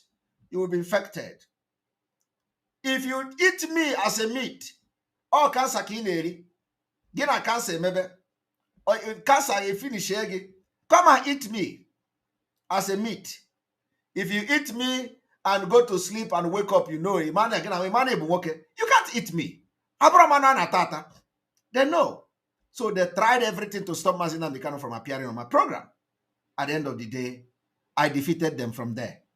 The defeat of these criminals started from there. I defeated them. Everything the game they have brought, I have defeated them in the game. Our game, chess play, chess game. Well, I know about chess. They come from there, I defeat them. They come there, I defeat them. Every place they have come, I have defeated them with the power of God. I am telling you, if you think I am a meat you can eat, Bialie, you the cancer. Now, did you hear it? After they have been busted by Soludo, they now come to Radio Biafra and start shouting, hey, Soludo is recruiting. Here, Soludo said, let me read it again. On the day he, Double Lion, and the 4 of his members were killed Double Lion didn't see it coming, as they were easily gunned down by their breakaway colleagues who have since repented and are now working for the state. They are working for the state. All the people that have celebrated the Double Lion death, all the people that celebrated her, I don't know whether Double Lion is a criminal, whether he's not a criminal. It's not my concern. It's not my business. I've not investigated who is a criminal, who is not a criminal. I don't even know who he is. But the point here is that those who were sharing Double Lion's death, who were celebrating it on Radio Biafra, all are now working with Soludo. And they were not happy to actually reveal that in this statement. That is what I have come to show you today. Soludo played them now. He won't try Soludo. He will use them and destroy their own and now destroying them. Now they are abusing him. Now they are now attacking him on social media. You know that they have started attacking Soludo. They have started attacking Soludo for this particular exposition Soludo made. And Soludo is smart in his game now. He's very smart in his game. He just gave them small. He just gave them small. He's a smart man. His mission is to destroy the movement, but it is late. The people he is trying to destroy have been destroyed. We have destroyed them. We have destroyed them.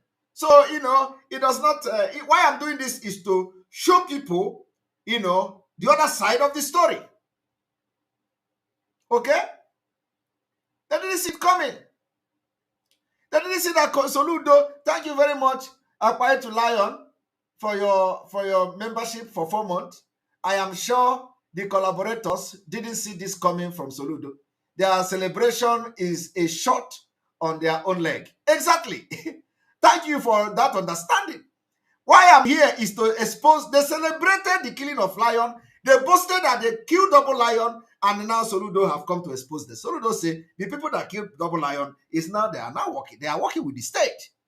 And immediately they started attacking Soludo. Because, they started attacking Soludo. Oh, Soludo, it's all shame. Sham. Complete sham. I am going to read it again for you to understand so that it is sink into your head. Let me read it again. On the day the Double Lion, and the 4 of his members were killed, Double Lion didn't see it coming, as they were easily gunned down by their breakaway colleagues. Colleagues who have since repented and are now working for the state. Are you hearing it? They have now repented and working for the state. But they turn around and tell you Simon Ekpa is working with Nigeria government. Why it was them? Why they have been the one working, collecting money? And when you talk, they tell you, we don't raise fund. We don't raise fund. Do you see us raising fund? We cannot raise fund. Nobody will contribute to them. They are getting money, getting paid for themselves. The money they are receiving from the state doesn't go to any IPOB activities. It is for their own personal use. Because nobody knows when they pay them. Nobody know when Soludo paid them. Nobody will know where they collect money from Soludo. So the money goes to their personal pocket. Only those who have knowledge of this money from Soludo will get a share of the money. Okay? Our money is being raised publicly, live. Have you seen anybody raising money live on social media? Have you seen them? No, if you see them, tell us. We raise our own money live, on live program. Fundraising is live. We televise it live stream it. Both the enemy, both the Nigerian government, everybody will follow our fundraising live. We know they hide them. Because we're not criminals. Our fundraising is live. Every fundraising is live. Live and direct. In Afia and YouTube, in Afia everywhere, live. Streaming. Every Biafra movement stream our fundraising live. We don't hide it. Because what we are fighting is a just cause. Let them show you where they have raised fund live. They cannot show you, right? They cannot show you their live fundraising, where they stream it live and they are broadcasting it on Radio Biafra, and nobody is listening to them anymore. Thank you very much, Gloria Go, for your super chat. I appreciate you. Now we have finished. Now you have now listened to the two sides of the stories. We have finished with them. And I believe and hope that may I never talk about them. I have come to validate why we are calling them criminals. I have come to validate why we have ended their career in the movement. I have come to validate again, once more, why they can never ever be relevant again till that kingdom come. I have come to expose their criminality once more, because everything we do is pump and play. We come with evidence. We don't talk story. When they tell you Simon Ekpa is working with Nigeria government, tell them to bring you evidence. When they say Simon Ekpa have collected $2.7 million, they still say I'm a poor man. They say I'm a poor man. I don't know how somebody who collected $2.7 million is going to be a poor man. They say I'm a poor man. They even say that somebody bought a laptop for me. Okay? They say somebody bought a laptop for me. They say the gadget I'm using, somebody bought the gadget for me. Yet, the same people say, even know the date. They know the date I collected $1.7 million. Okay? They know the date I collected $1.7 million. They know the date I collected the remaining balance. And the same people say the experiment in Finland remain experiment like this one. That is all the thing that we know to do. You know the criminals, the only English, which it is not even English, the only thing they know how to speak now is experiment. Experiment. Let me tell you, they don't even know what is experiment. Experiment, in my language, is a some kind of grass. Is a grass. Is a grass that look like bamboo. Is a grass that look like bamboo. When we were little, we go to the village. We will go. There is something that we used to celebrate called what is the name of that celebration? Called Itutara or something like that. No, is it Itutara? No. Is it Itutara or Christmas? I don't know. There is something we used to celebrate in those days. So we will go to the bush and go to get something called ekperima. Ekperima. I don't know how many of you know the thing ekperima. You get that thing, you cut it. You cut it. You cut it. After cutting it, we'll be heaping it. It is like, you'll be heaping that thing and heaping that. The entire community will be going every day to go to get that ekperima. You will go inside the bush. You will get ekperima. Get ekperima. You have the heap like this. You will be saving that ekperima for the day of the celebration. So the day of the celebration, it is going to be overnight. We are going to spend overnight outside. Thank you, MK John. You know it. I want to know how many of you did it. So you are going to, and then before then, New Year festival. Okay, thank you. It's the New Year festival. So in the night of that day, before then, we are going to go to palm tree. The palm leaf, the palm tree. You be gathering palm leaf like the dried one. You will gather it, waiting for this day to come. So once that day come in the night, it is only for big boys. Only big boys will come out. So everybody will now come and make fire.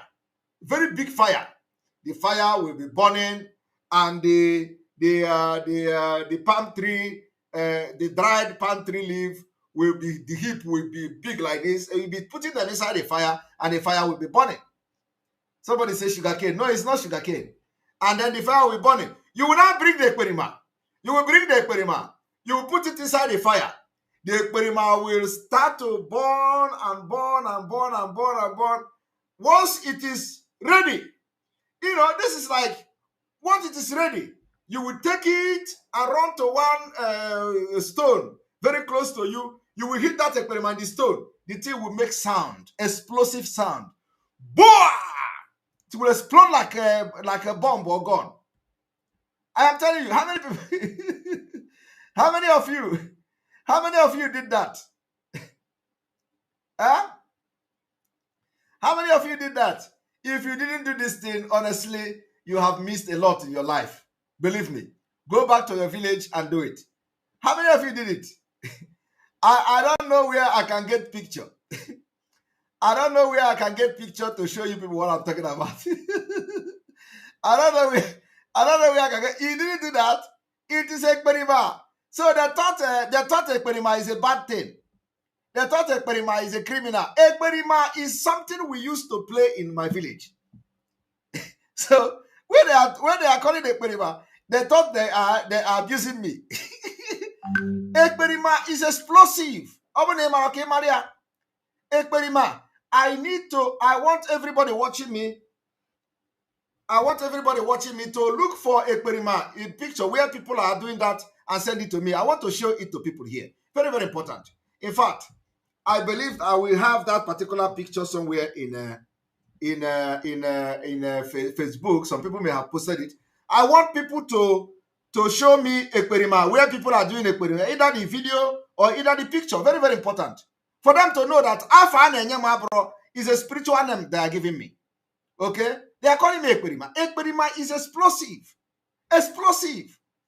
Ekperima that is Afa Karaka. They don't know. Ekperima is explosive in my dialect.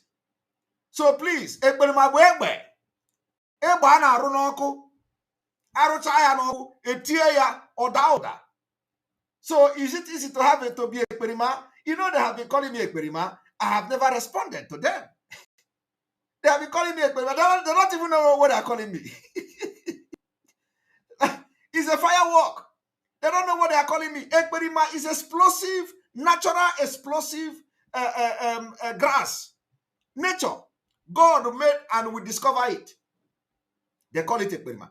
Go to any place in Igbo land for people who know what natural explosive, for people who know what I'm talking about. That is Ekperima. But you know, in their own Igbo dialect, they thought Ekperima is a thief.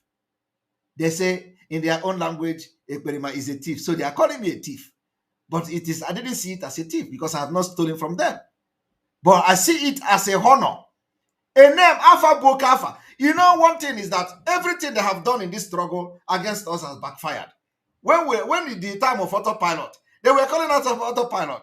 Autopilot in Muroko. The Alpha Murugodoku. Now they are trying to stop calling us of autopilot and they cannot stop it. They are now saying, oh, they are infiltrator. Nobody is listening to them about infiltrator. They can't even write it. They can't even write infiltrator. Okay? But the main alpha they gave us was autopilot. And autopilot is selling everywhere. Nigeria, international media, everywhere. So if you talk about Biafra today, you can never talk about Biafra without mentioning autopilot. It was divine name. The alpha Bidonguroko. Now they are calling me Ekperima. I have come to tell them what is Ekperima in my language. Ekperima is a honor, is a natural explosive. And I'm explosive myself. You can tell me I say I'm Ekperima. And the thing is very, very harmful. It can be very harmful if you're not careful. Honestly, in those days, we used to get scars. You know, when the thing explodes, it can cut your body. I am telling you, it can cut your body. It can cut your body if you go and put that thing in the fire and it explodes. So as I'm going as I'm entering a P2B case now, I will be searching for the Ekperima so that you people can see how Ekperima, what is Ekperima actually. I know that after today they will stop calling me Ekperima. They will look for another name. You know, I wanted Ekperima to sink very well. After today, they will stop calling me Ekperima. They will look for another name. They will look for another name. So anywhere you see them call me Ekperima, tell them that Ekperima is explosive, natural explosive ahiha. Explosive na ahiha name explosive. Ahiha na baka egbe. That is Ekperima. And everybody that is, knows what I'm talking, knows what I'm talking. That is why the Alpha they work. So I know that after this today, they are going to change the name. They will look for another name. They will say, Chai. So we have been giving this guy power. Thank you very much, Itutara. Rose Johnson, Itutara. That is where we are doing that experiment. Itutara. All right. We are now going to P2B. I want you people to listen to this, what I'm going to do today. And the issue here is that we are not going to allow the Zeke, how Zeke, the way Zeke goofed, we are not going to do that. And we're not going to allow P2B to take us back. So remember that the 20th is sit at home, 20th of this month. Our people must begin to put this particular date into their calendar and plan their day activities. So let us go there. Who handed over Nigeria to the Fulani? Someone said Fulani is Yoruba's #1 enemy and that the British handed over Nigeria to them. This is not the truth. The British did not hand over Nigeria to the Fulani. Parliamentary elections were held in Nigeria on the 12th of December 1959. Understand that I have a different opinion here. I am of the opinion that they handed over Nigeria to the Fulanis. And I believe I have done exposition on that. That Fulani were in business, very big business with the British, and they used their terrorism, their, killings and all that to get the blessing of the British. Because the British don't want to be confronting them every time. So they fear the Fulanis. So the Fulanis were favored in the amalgamation of Nigeria. So if anybody telling you that Zikiwe did this, yeah, Zikiwe made a mistake, which is what we are trying that P2B cannot do. So Zik made a mistake. And the mistake Zik made was that Zik was taking himself, thinking that there is something like one Nigeria. Okay? Zik was thinking there is a one Nigeria. Zik believed. But the people that Zik was dealing with didn't believe in Nigeria. So anybody telling you that it was Zik that handed Fulani over to Fulani is a lie. Although he played the role of, he played his role in good faith. He was believing in Nigeria, but he don't know that Fulani have ulterior motive. Zik did not know the history of Fulani, how Fulani, traded and collaborated or dealing with the British, before the Nigeria amalgamation. Zik don't have this history. Zik do not have the report of Lord Lugard in 1902 before the amalgamation. Zik don't have this history. So if Zik had the history of Fulani very well, I don't think he would make a mistake when the opportunity comes for him to make a good decision. Zik cannot have information that we have today back then, and he will remain in one Nigeria. But look at Obi. Obi have this information. At least, he may not even have it. Because when you think they have something, they don't have it. So if Zik had known what we know today, I don't think he will do that the thing he did. But Obi knows some of the things we know today. He is shouting one Nigeria. He even denying Igbo. Now watch. The result was a hung parliament with no clear majority to form a government. Zik's National Council of Nigeria and Cameroons, NCNC, came first with 2,594,577 votes to get 81 seats. Awolaw's Action Group, AG, came second with 1,992,364 votes to get 73 seats. However, the Ahmadu Bello's Northern People's Congress, NPC, came a distant third with 1,922,179 votes to get 134 of the 312 seats in the House of Representatives despite getting less public votes. The above three major political parties in the election did not get enough number of the seats to form a government. Now, as you are looking at this picture, this is exactly what is happening today. Exactly what is happening today. You see Awolowo, you see Zik, you see, what is the name again? Is it Ahmedu Bello or whatever? you see all of them. The same thing that is happening today. You see Peter Obi, you see Bola Tinubu, you see this Atiku Abubakar. The same thing, back to default. And we are not going to allow Tafawa Balewa. Yes, we are not going to allow this mistake that happened here to repeat itself again. Never will we allow P2B to come to do what Zikiwe have done. I do not know why it is always them.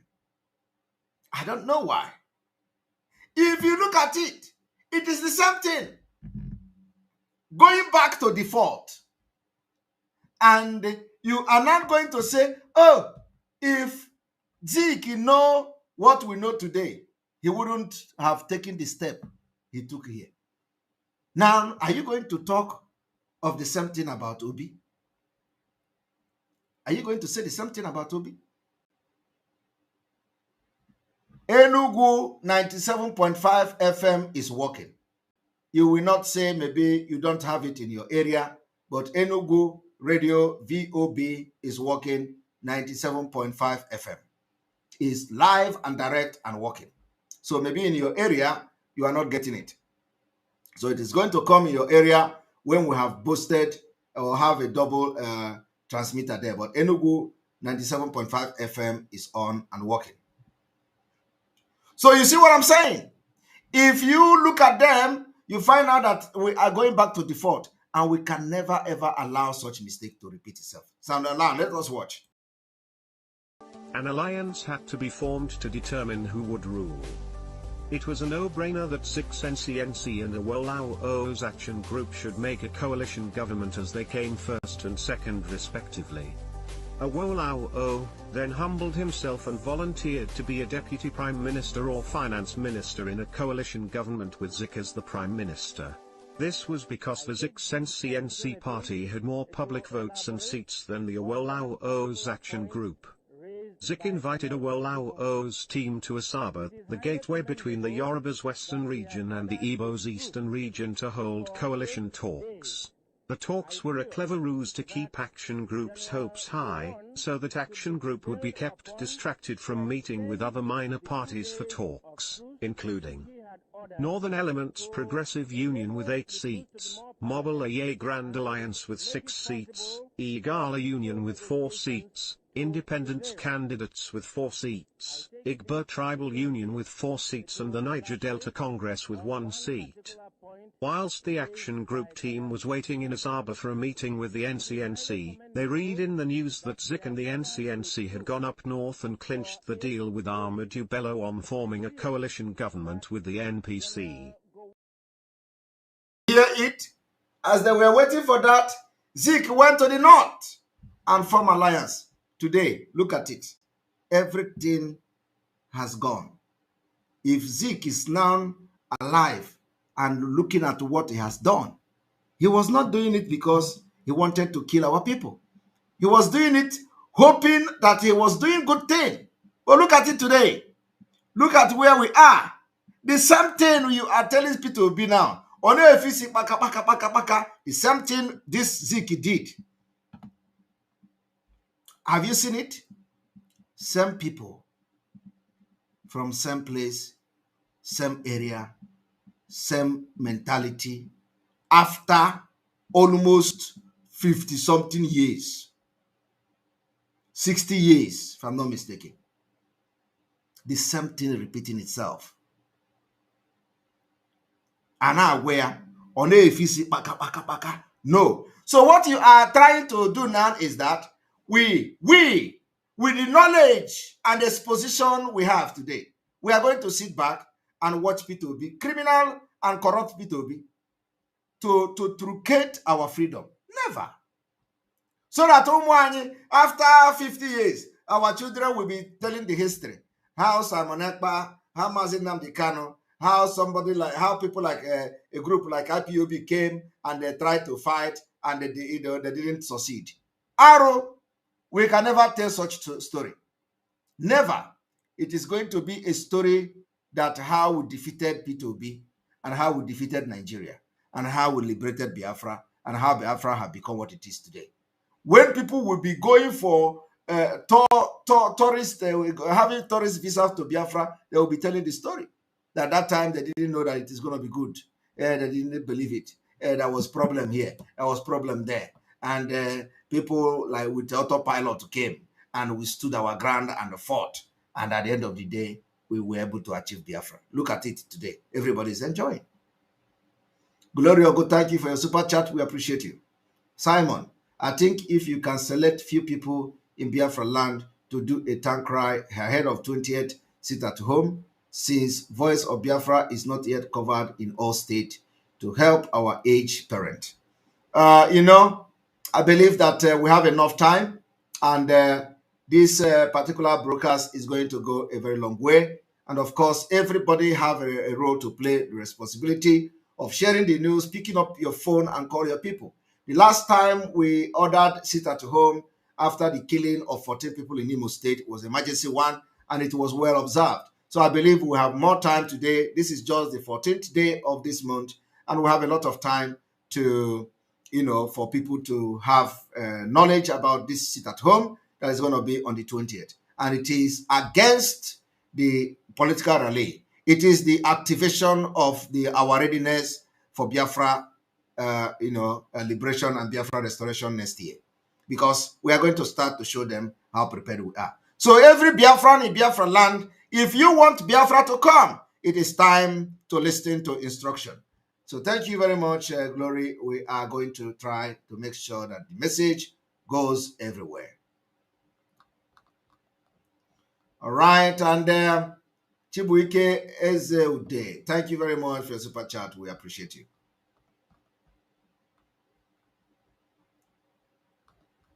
All right. So I want you all to listen. Tafawa Balewa Fulani would be the Prime Minister of Nigeria while Zik would be the figurehead Governor General. Even Nkrumah of Ghana was shocked. He asked Zik why, having spent so much energy fighting for colonial emancipation and then settling for a toothless bulldog role when Nigeria needed him the most. Zik wrote in his autobiography why he did not form a coalition government with Awolowo. In 1947, with over £13,500 raised from the Yoruba people and given to the NCNC, Zik had led other 6 prominent NCNC delegates to London to protest the obnoxious laws of Governor Arthur Richards. The trip ended in failure with backbiting, abuses and accusation of theft against Zik. Zik's opponents at the NCNC accused him of squandering the money in the trust of Nigerians. Zik replied insinuating that the Yoruban on the team, that are, Mrs. Funmilayo Ransom Kuti, Prince Adeleke Adedoyin, and Dr. Abiola Runaim, were the problem. There erupted a heated and prolonged press war between Zik's political reminiscence in his West African pilot and H.O. Davis' political panorama in the daily service. This led to Igbo in Lagos rushing to buy machetes in large numbers thinking a tribal war was imminent. The governor and his general secretary, Hugh Foote, quickly called Zik and H.O. Davis to order at the government house. Zik went away with the resolve that the Yoruba must not be allowed to rule over others in Nigeria. And afterwards in the daily Zik said, Yorubas must not be allowed to rule over others in Nigeria. All these mistakes were done out of ignorance. Today we are correcting it. And I want you to listen to this story. You will find out that they have been struggling and struggling to everything you see in this particular report is how Nigeria will never won. Nigeria will never won. Every tribe is struggling to see themselves be represented. How long will you continue that? How long will you continue to fight to be relevant in your own country? No, it doesn't work. Igwe Chigozie, thank you very much for your super chat. We appreciate you. You are good. Wachuku, thank you very much. Let us continue. Service published the speech of Zik in 1949 about Igbo being destined by God to conquer and rule over others. This, among others, will explain why Zik rejected Awolowo's offer of a coalition government in 1959 and instead worked with the Fulani. The Fulani had been reading Zik and the Igbo through the lens of his 1949 speech ever since. The Fulani way of neutralizing Zik when the opportunity came in 1959 was to offer him a powerless post, which surprisingly Zik and the NCNC dutifully accepted in place of being Nigeria's first prime minister. Zik had thought that the Igbo can easily manipulate the Fulani in place of the educated Yoruba. He thus manipulated Balewa to arrest Awolowo in 1962 and to have him jailed for 10 years in 1963. Zik also manipulated Balewa to remove from the western region the Edo, Arobao, Itsekiri and Western Ijaw that account for 70% of the oil wealth in Nigeria and created for them the Midwest region. Zik's hatred for the Yoruba gave the Fulani the impetus to rule over others in Nigeria. The Igbo coup plotters tried to undo Zik's mistake in 1966. And unfortunately, they killed other ethnic group leaders and left theirs, which resulted in the Civil War. Britain did not really hand over Nigeria to the Fulani. Nigeria was given over to the Fulani by the Igbo. However, to hold on to power in Nigeria, the Fulani enlisted the backing of the self-serving career politicians in England. Not many Igbo, especially the young ones, know this narrative. I don't think the Yoruba, even their elders, remember this. Has the leopard changed its spots? No. The Igbo people have always voted for the Fulani since 1959 and continue to do so. Thanks for listening.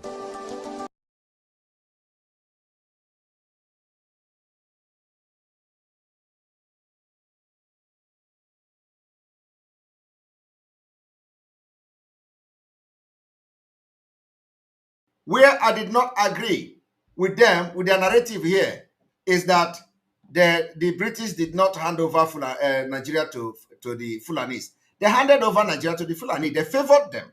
So it was not Zik. Zik was acting out of, all of you know the story. When the British man was telling the story that Zik must go to North because he was being blackmailed by the British government because of he took a loan, he was funding, he was taking loan from the bank and was, so the story is there. But the question is whether, with the way they narrated it here was not actually true. Zik was acting because the British threatened him that they're going to put him in prison for corruption. It was because of that the British handed over Nigeria to Fulanis. It was because of that blackmail of Zik that Zik went to the North and formed alliance with them. Because that is what he was asked to do. Do you understand? So these people coming here to tell you that Zik went to North and formed alliance without telling you the reason why Zik did that was misleading. The reason why Zik did that was that Zik was about to be jailed by the British government. Was about to be jailed by the British government. So he had no choice. Out of his own selfish, out of corruption, out of criminality, Zik went and joined forces with the North. The same thing P2B have done. The same thing they are telling P2B to do today. P2B went to Britain and met with them in whatever house, and then he came back. Who knows the threat they threatened to P2B? P2B have business in the United Kingdom, in London. He has been doing business in there. Nobody knows the dark side of P2B in London. He went with them. He had a meeting with them. These are the people who also advised him to open offshore company while he was governor of Anambra State against Nigerian law. He went to London. He came back. They told him, this Biafra agitation, you have to stop it. They tell him, Biafra, Nigeria is going down. We don't want it to happen like that. We want Fulani to take over Nigeria. We want, even if they turn it to Islamization, it doesn't matter, so long as we are getting our oil, so long as our money is intact, so long as our interest in Nigeria is protected, which is our economic gain. Go and jump from PDP, because you will never get ticket from PDP. Go jump from one party, from that PDP, look for Labour Party, look for another party and join. And just be there and to carry Ndibo as if you are going to win the election. If you don't do this, we are going to make sure we expose you and you lose a lot of things. I'm just saying, I don't know what they told you, but of course it cannot be more than this, because considering what they did to Zeke, that is exactly what they have done to Peter Obi. The same thing. The same people. Why always the same people? Always the same people. Money, money, money. Zeke Iwe went to form alliance with the North, with Fulani, to protect his own interest against the entire Biafra nation. Look at where we are today. Look at what Zeke have done to us because of his corruption. Because of corruption, Zeke was corrupt, and the British want to send him to prison. Instead of going to prison so that we will have a better life today, Zeke refused to go to prison. Zeke went to North and followed the Fulanis as the British government advanced. Today, they have come to repeat the same thing. And let me tell you one thing. The thing is that the history is just coming, it is like, this is like magic. It's mystery. Just look at it. During that time when Zeke did this thing, it was Yoruba, Fulani, and Igbo. Hausa and Igbo. Again, today, after how many years, it is now Yoruba, Fulani, and Igbo. The same thing. And it is still now that the same thing, the Zeke, London, Peter Obi, London, history. The only difference is that we were not there during the time of Zeke, and we are privileged to be here today. And we will stop the British, we will stop Peter Obi, we will stop anybody that will say we are not going to leave Nigeria in 2023. That is what everybody must do. And tomorrow, I will give a proper analysis to this Obi. I will bring evidences. So tomorrow, you must not miss our program. Our program, our exposition tomorrow is to expose how Zeke Iwe went into alliance in the North for corruption. And I will tell you how Peter Obi is now dragging Biafra because of his corruption, because his hand is soiled with corruption. That's corruption cases, even though they are not making it public. Pandora paper is there. His name is in Pandora paper. Pandora documents have never been tried anywhere, and it involved a lot of money. He said he had $50 million in offshore company, in offshore account, and he is using it to service the borrowing in Nigeria. So that is the one that we know. There are other ones that are not public yet. So you do not know what the British have told Peter Obi. And the exact thing they did to Zeke is what they have done. But we will tell them that this time around, we are smarter than them. Now, we that they use now, it is us that they are using to run their government in the UK. It is us. Our brain is there. You go to healthcare, Biafrans are there. Go to finance, Biafrans are there. Go to business, Biafrans are there. Our brain. We are applying it now in Biafra struggle.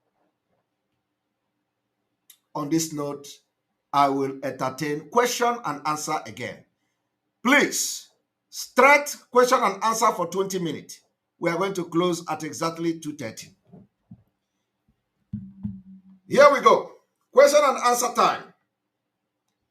30 minutes of question and answer, 20 minutes of question and answer, because this is 2 hours, 10 minutes. Our line is open. Please hit the like button. Hit the like button. Want to see at least 2,500 likes. We have almost 4,000 people watching, 3,800 watching live and direct on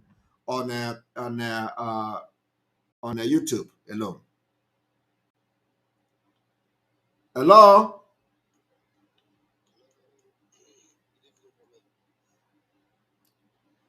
Hello. Yes, good evening. Welcome to the program.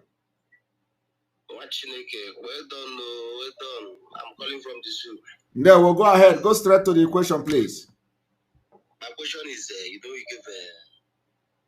15th of this month, which is almost today because it's almost after 12 years. Yes. you gave these people on uniform 15th, and from the look of things, and that they are not going to cooperate. They are not going to leave our land for anything unless something is done. So now we are optimistic here. What if from now till month end and they are still here?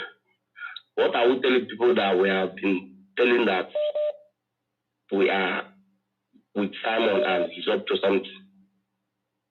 What do you mean? Because what do you mean? I'm Igbo. About English, I use in Igbo is everybody the people you are talking about, you don't want to hear they hear Igbo well more than you. So what exactly are you trying to say? You know, one thing about some of the problem I have with you people is that, you know, I don't know what you are prognosing. I don't know what you people are prognosing into things. When order is given, the order has been given. So what exactly are you trying to find out now? What if they did not leave? What exactly do you want me to tell you? The order has been given and the order is final. So just deal with it that way. I don't know what you're expecting me to tell you now. Okay. All right. Thank you very much.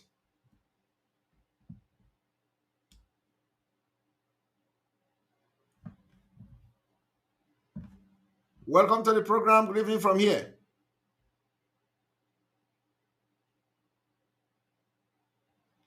All right. This is not connecting. We have 7 minutes more or so. Welcome to the program. God bless you. Bless you too. Go ahead with your question, please.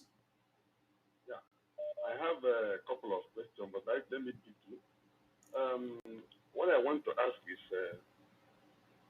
what about people that fought for Biafra, people that contributed money or contributed one thing or the other to the coming of Biafra? After that, is there anything? Is there any benefit any benefit or something to honor them or? Believe me, everybody that contributed for this Biafra restoration will be treated exceptionally. I am telling you the fact. You can never regret it. Okay, that's good. I have another question. Go ahead. I will make it fast. Another question is, what about the judges or lawyers, judges, especially judges that have abused their office, that went outside the law to do things? Why am I saying that? Is that there's one case in Akwa Ibom, this guy Effiong in the or something. You know, the judge sent him to jail. How does that concern Biafra affair? No. What I'm trying to say is that judges that have abused their power, are they allowed to practice in the Biafra? Judges that abuse their power are not allowed to practice in Biafra. Huh? Your question is what? No, my question is, those ones that abuse, those lawyers that abuse their power, are they going to be allowed to practice? Seeing that what they have done in Nigeria, they still have their license to practice in the new Biafra. Well, there are going to be, I would say, the sector of either ombudsman or disciplinary section or sector that will be handling that. And I believe that with the relevant law that we are going to have in Biafra, those particular loopholes will be blocked for any corrupt judge taking any position in Biafra state. I don't see that happening. So, but you know, it is not going to be an authoritative thing. It is going to be within the Biafra law, because we are going to come into Biafra with a lot of experience from Nigeria. So that particular experience, which is the bad one from Nigeria, will be tackled by relevant laws in Biafra.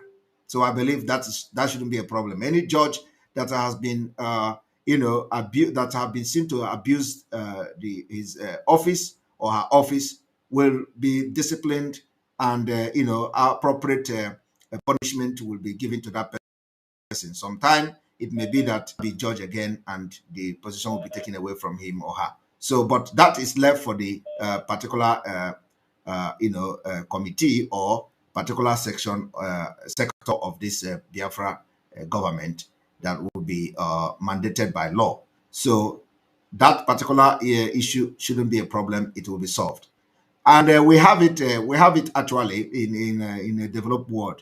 If you feel that somebody have done something wrong, there are people you complain to.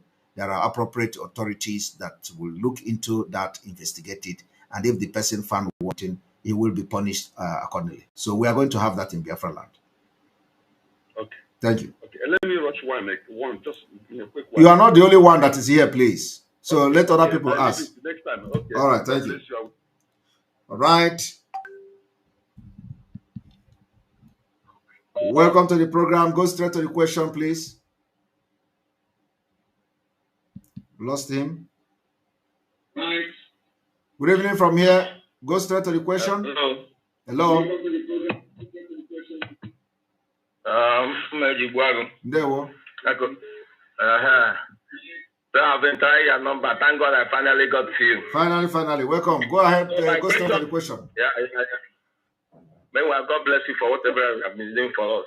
Thank you. My question is about this identity, or maybe Biafran passports and Biafran ID card or something. What are the criteria for getting Biafran passport? Because with what we are seeing now, I'm not sure after suffering, all these people betraying us, all these people giving us problems, tomorrow they will come to say I'm a Biafran, this one and that one.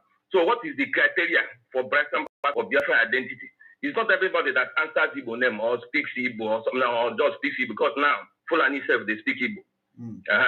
Those times when we are small, even after Jesus, not Igbo. Well, so I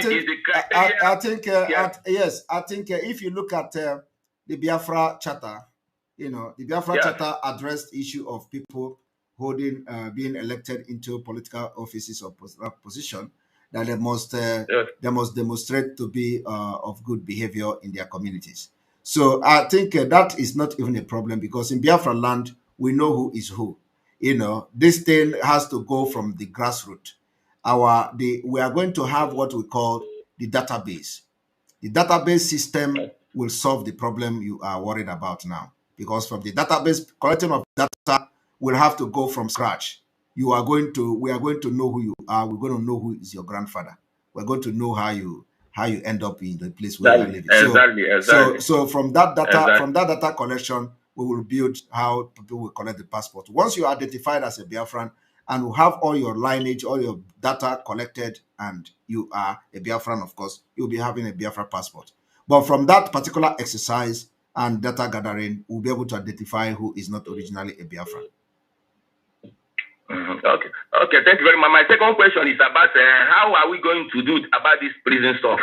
Because when we get Biafra, we'll be having problem of to change people's mentality, because with the type of mentality I'm seeing in people now, it's very difficult for us. Many people, how are we planning to build a maximum prison like what we have in America, Guantanamo Bay, to go one side, maybe all these people, because when we are going to have serious problem with people. So how are we planning to maybe like what the zoo call it, correctional center, where how will be picking people that want to follow? It's not a problem, because we are going to have, I'm seeing a very big problem, how to correct people, to change the mentality. It's not going to be easy for us. So what are plans for us to get something like correctional center, something like this place, we take them there? So because what I'm seeing now, you have a thought. When you do the law, we take you there for rehabilitation. That is 6 months rehabilitation, 1 year rehabilitation. Then you come back. So that's why I don't know the plans you people have for it. Thank you very much. Yes, thank you very much. Well, that is gonna be. No, it's serious. So it's serious, very serious. It's very serious. Guantanamo Bay. We take them to one island. So we place them there, then bring them back. So yes. That's what I'm saying.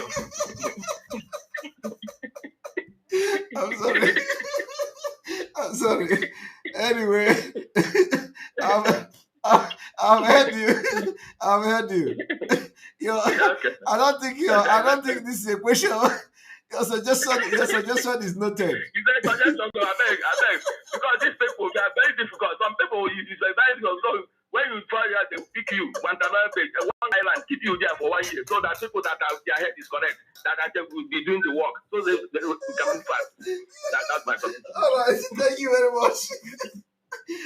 Oh God.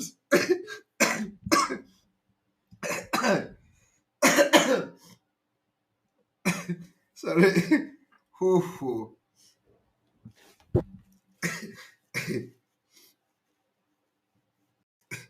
All right, please. Hi, Chineke, better. This is like nobody. This is what I go keep us though. You're welcome to the program. Hello. Hello. Hello, evening, sir. Good evening. Go ahead with your question, please. I don't have much to say, sir. But the only thing I have to tell you is that you are a lion. Thank you. There is nothing, nobody can do you. Yeah, well. See?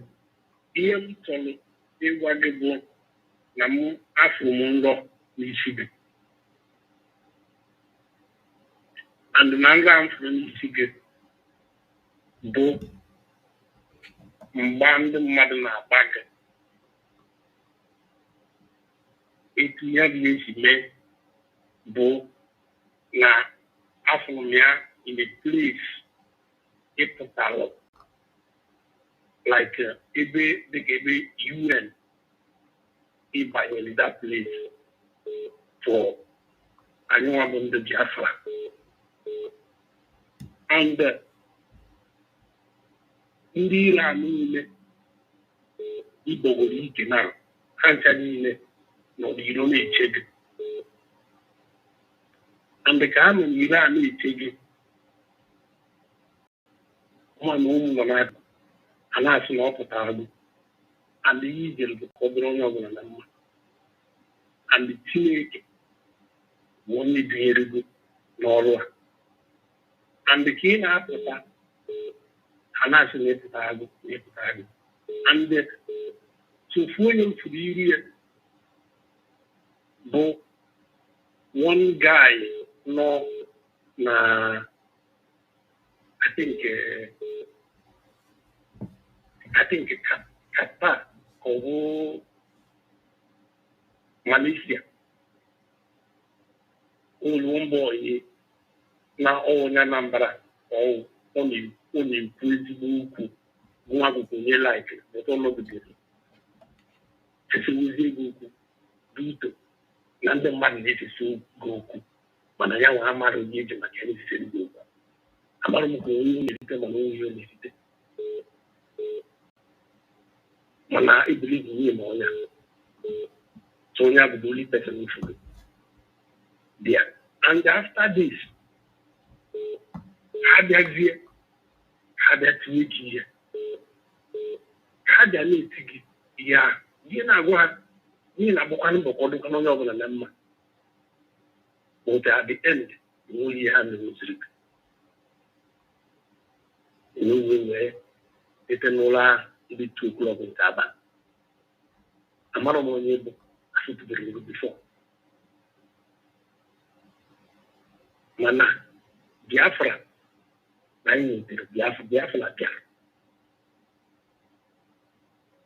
Thank you very much. Thank you very much for sharing the dream. Any dream that is not that we have gotten Biafra and Mazina Bikan is released. I don't want to hear it. The reason why I allow you to talk about this dream is because you are coming from the positive side. So shall it be. We are going to go to UN. We are going to come out. And the Mazina Bikan will be released and Biafra will come next year. That is all. Everybody have a role to play. When we ask you to sit at home, if you are in Biafra land, sit at home. we are going to fight this particular Nigeria with brain and experience and with everything we have. So thank you very much for sharing your dream. Unfortunately, we are not here for the dream, but I allow you to talk because your dream is somehow positive. Thank you. Yeah, but please, can I say one more thing? We lost you. Hello, welcome to the program. Hello, Maz, good evening. Good evening from here. Yeah, Maz, I have a question. I don't know how you're going to answer this question. So, with all these troubles caused by stooges in our communities, and some of them, they are sending their kids to European countries all over the Westerners country to study abroad. And with mayhem they caused to us. So what do you think? He might decide to answer, might not decide to not answer it. What do you think we should do, Biafrans should do as a punishment for what the mayhem they are committed to our generation? You mean their children? Yes, because one thing is that I will not be in support of anybody to pay for the price, to pay price of the father's crime. Okay, I am the one that believes that the sin of the fathers should remain with them, except the children or those who supported their father and there is evidence of that they supported what their father was doing. Because in these families, there are some of these children that never supported what their father were doing, and they cannot come publicly to say it. Okay? Yes. So you cannot, you don't know who support and who don't support. So for that reason that you don't know, you don't go and start punishing people because their father committed crime. I don't want to be part of that. But of course, Biafra people can decide what to do. But I think I will make a proposal to object anything that is going to for a child to pay price. I don't want my child to pay the price if I do something bad today, because he is not part of it. I know why I said this question, because every Biafrans like to hear from that. That's why I just, this is a common. Everybody likes to hear what you're gonna say in that. It's very general question. Yes. Secondly, I would like to put an input on this. There is one program that you did a couple days ago regards to how Britain Fulani Emir Fulani wrote a letter to them to go to Nasarawa or something to push the Emir they were killing Hausas. Yes. And the Emir wrote back to Lugard and opposed that action, right? Yep. I don't know if you go in this direction. Don't you think it was what they trying to do with Mazina Nakalo or this sacked DOS? Because it's kind of a direction of work. That exposition linked to Chike current situation now. Of course, it is the same thing they have done to everybody, not only them, including the leaders in Biafra land and the southeast. So it is the same pattern. Yes, it is the same pattern. Okay. But it is not them. But this time around, it is not them that is doing it. They are using those they have tutored to do it. People like Soludo, the leaders of Ohanese and Igbo, and all those people, and the Hopus of them. So it is not like them coming directly to these criminals to do it. Rather, they are using those people they have tutored to do it. And the Soludo is one of them. P2B is one of them. So yes, it is the same pattern. Your spirit to work with my spirit. You see, what you say here, there was one guy that was arguing with me, saying something. I said the reason why they share their news with Nigerian media was in a way to listen to how Biafrans will react. Even their lunatics that probably, I don't know if they are following them with, because of they don't know what's going on, condemn that broadcast without even knowing they are the people they are following. Also send that news to Nigerian media. Yes. Because I was watching their program. Yes, that's what I don't know. That, yes. After that, for what Soludo and this position that he did yesterday, if you go to the media, all of them have been silent. Yes. Now I watched that. I don't want to use words. Yeah. I watched that one. What he said today. Now he listened to he came as opinion, asking them, Biafrans, what do you think the current situation? Because he coming from the back door to know what if the what the Biafran will write, if they will condemn him or say something bad for what their position. That's what he did. Because I watch him all the time.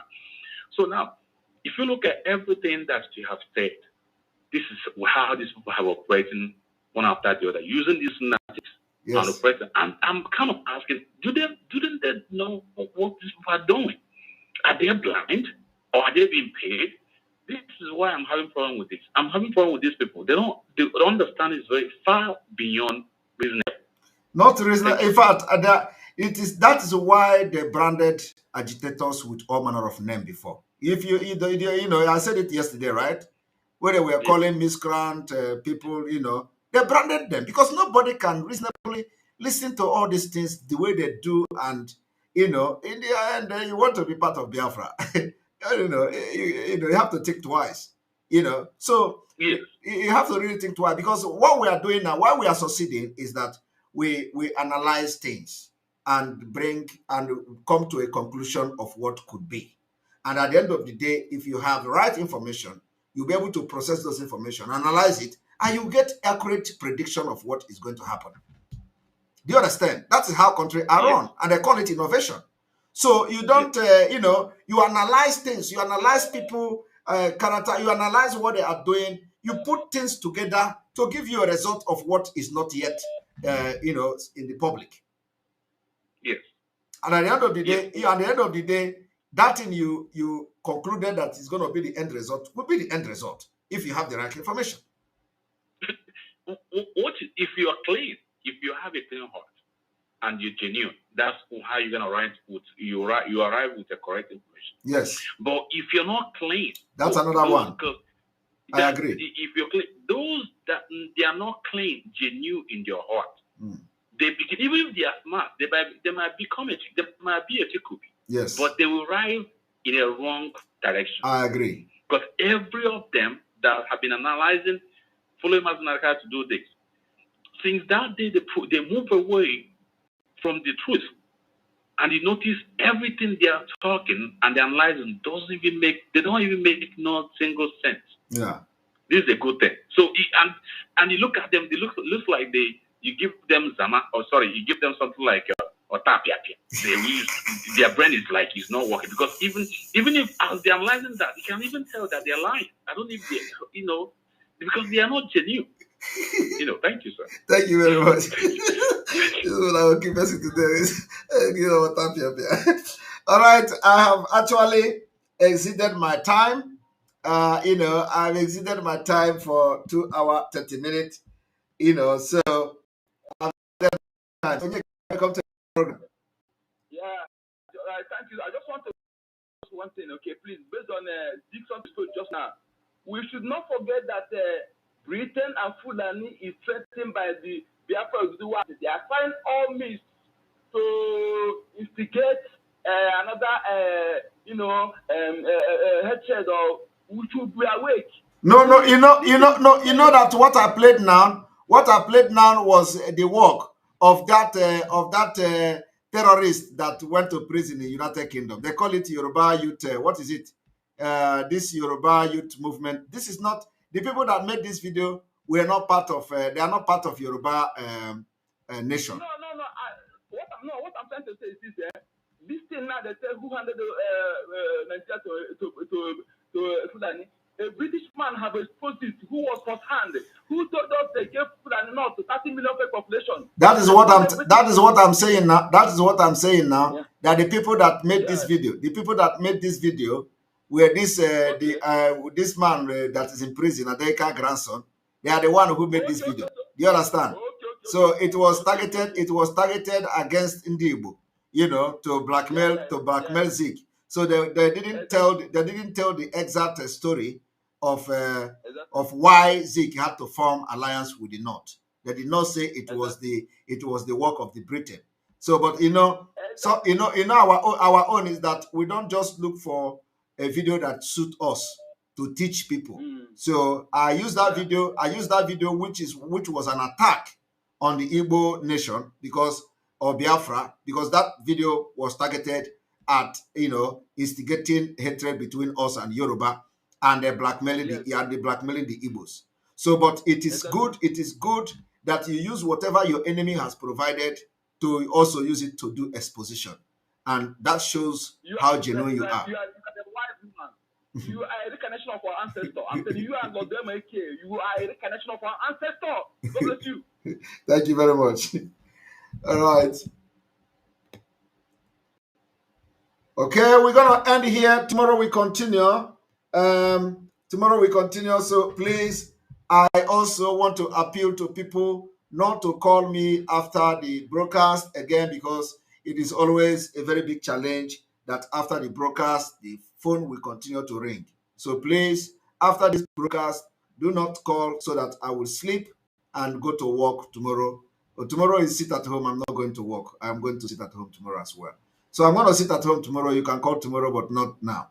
Tomorrow is sit at home every Monday as we continue to demand for Biafra freedom and the freedom of Mazi Nnamdi Kanu.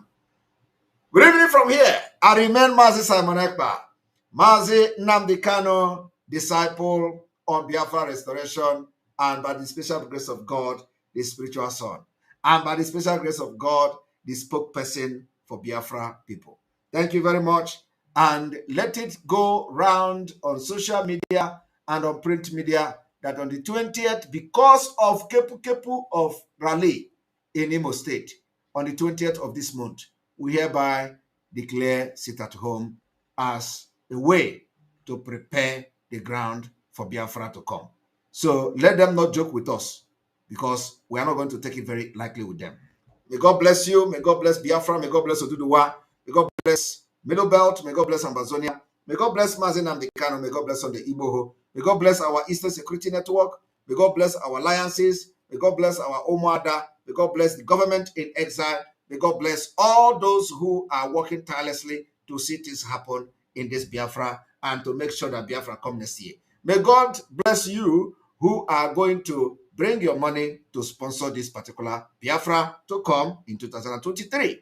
May God bless all of you that will make your sacrifice, your selfless sacrifice, to make sure that Biafra come in 2023. May God bless all of you that will make sure that election will not hold in our land. From here, from me, it is good evening.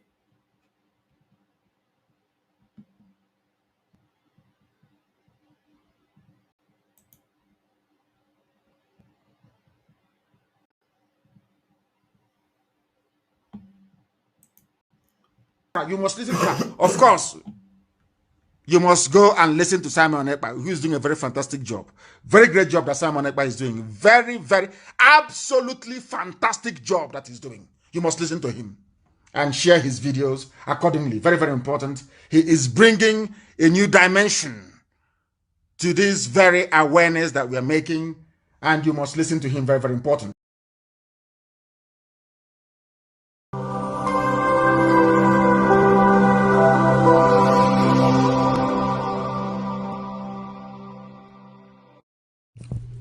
IPOB, one family.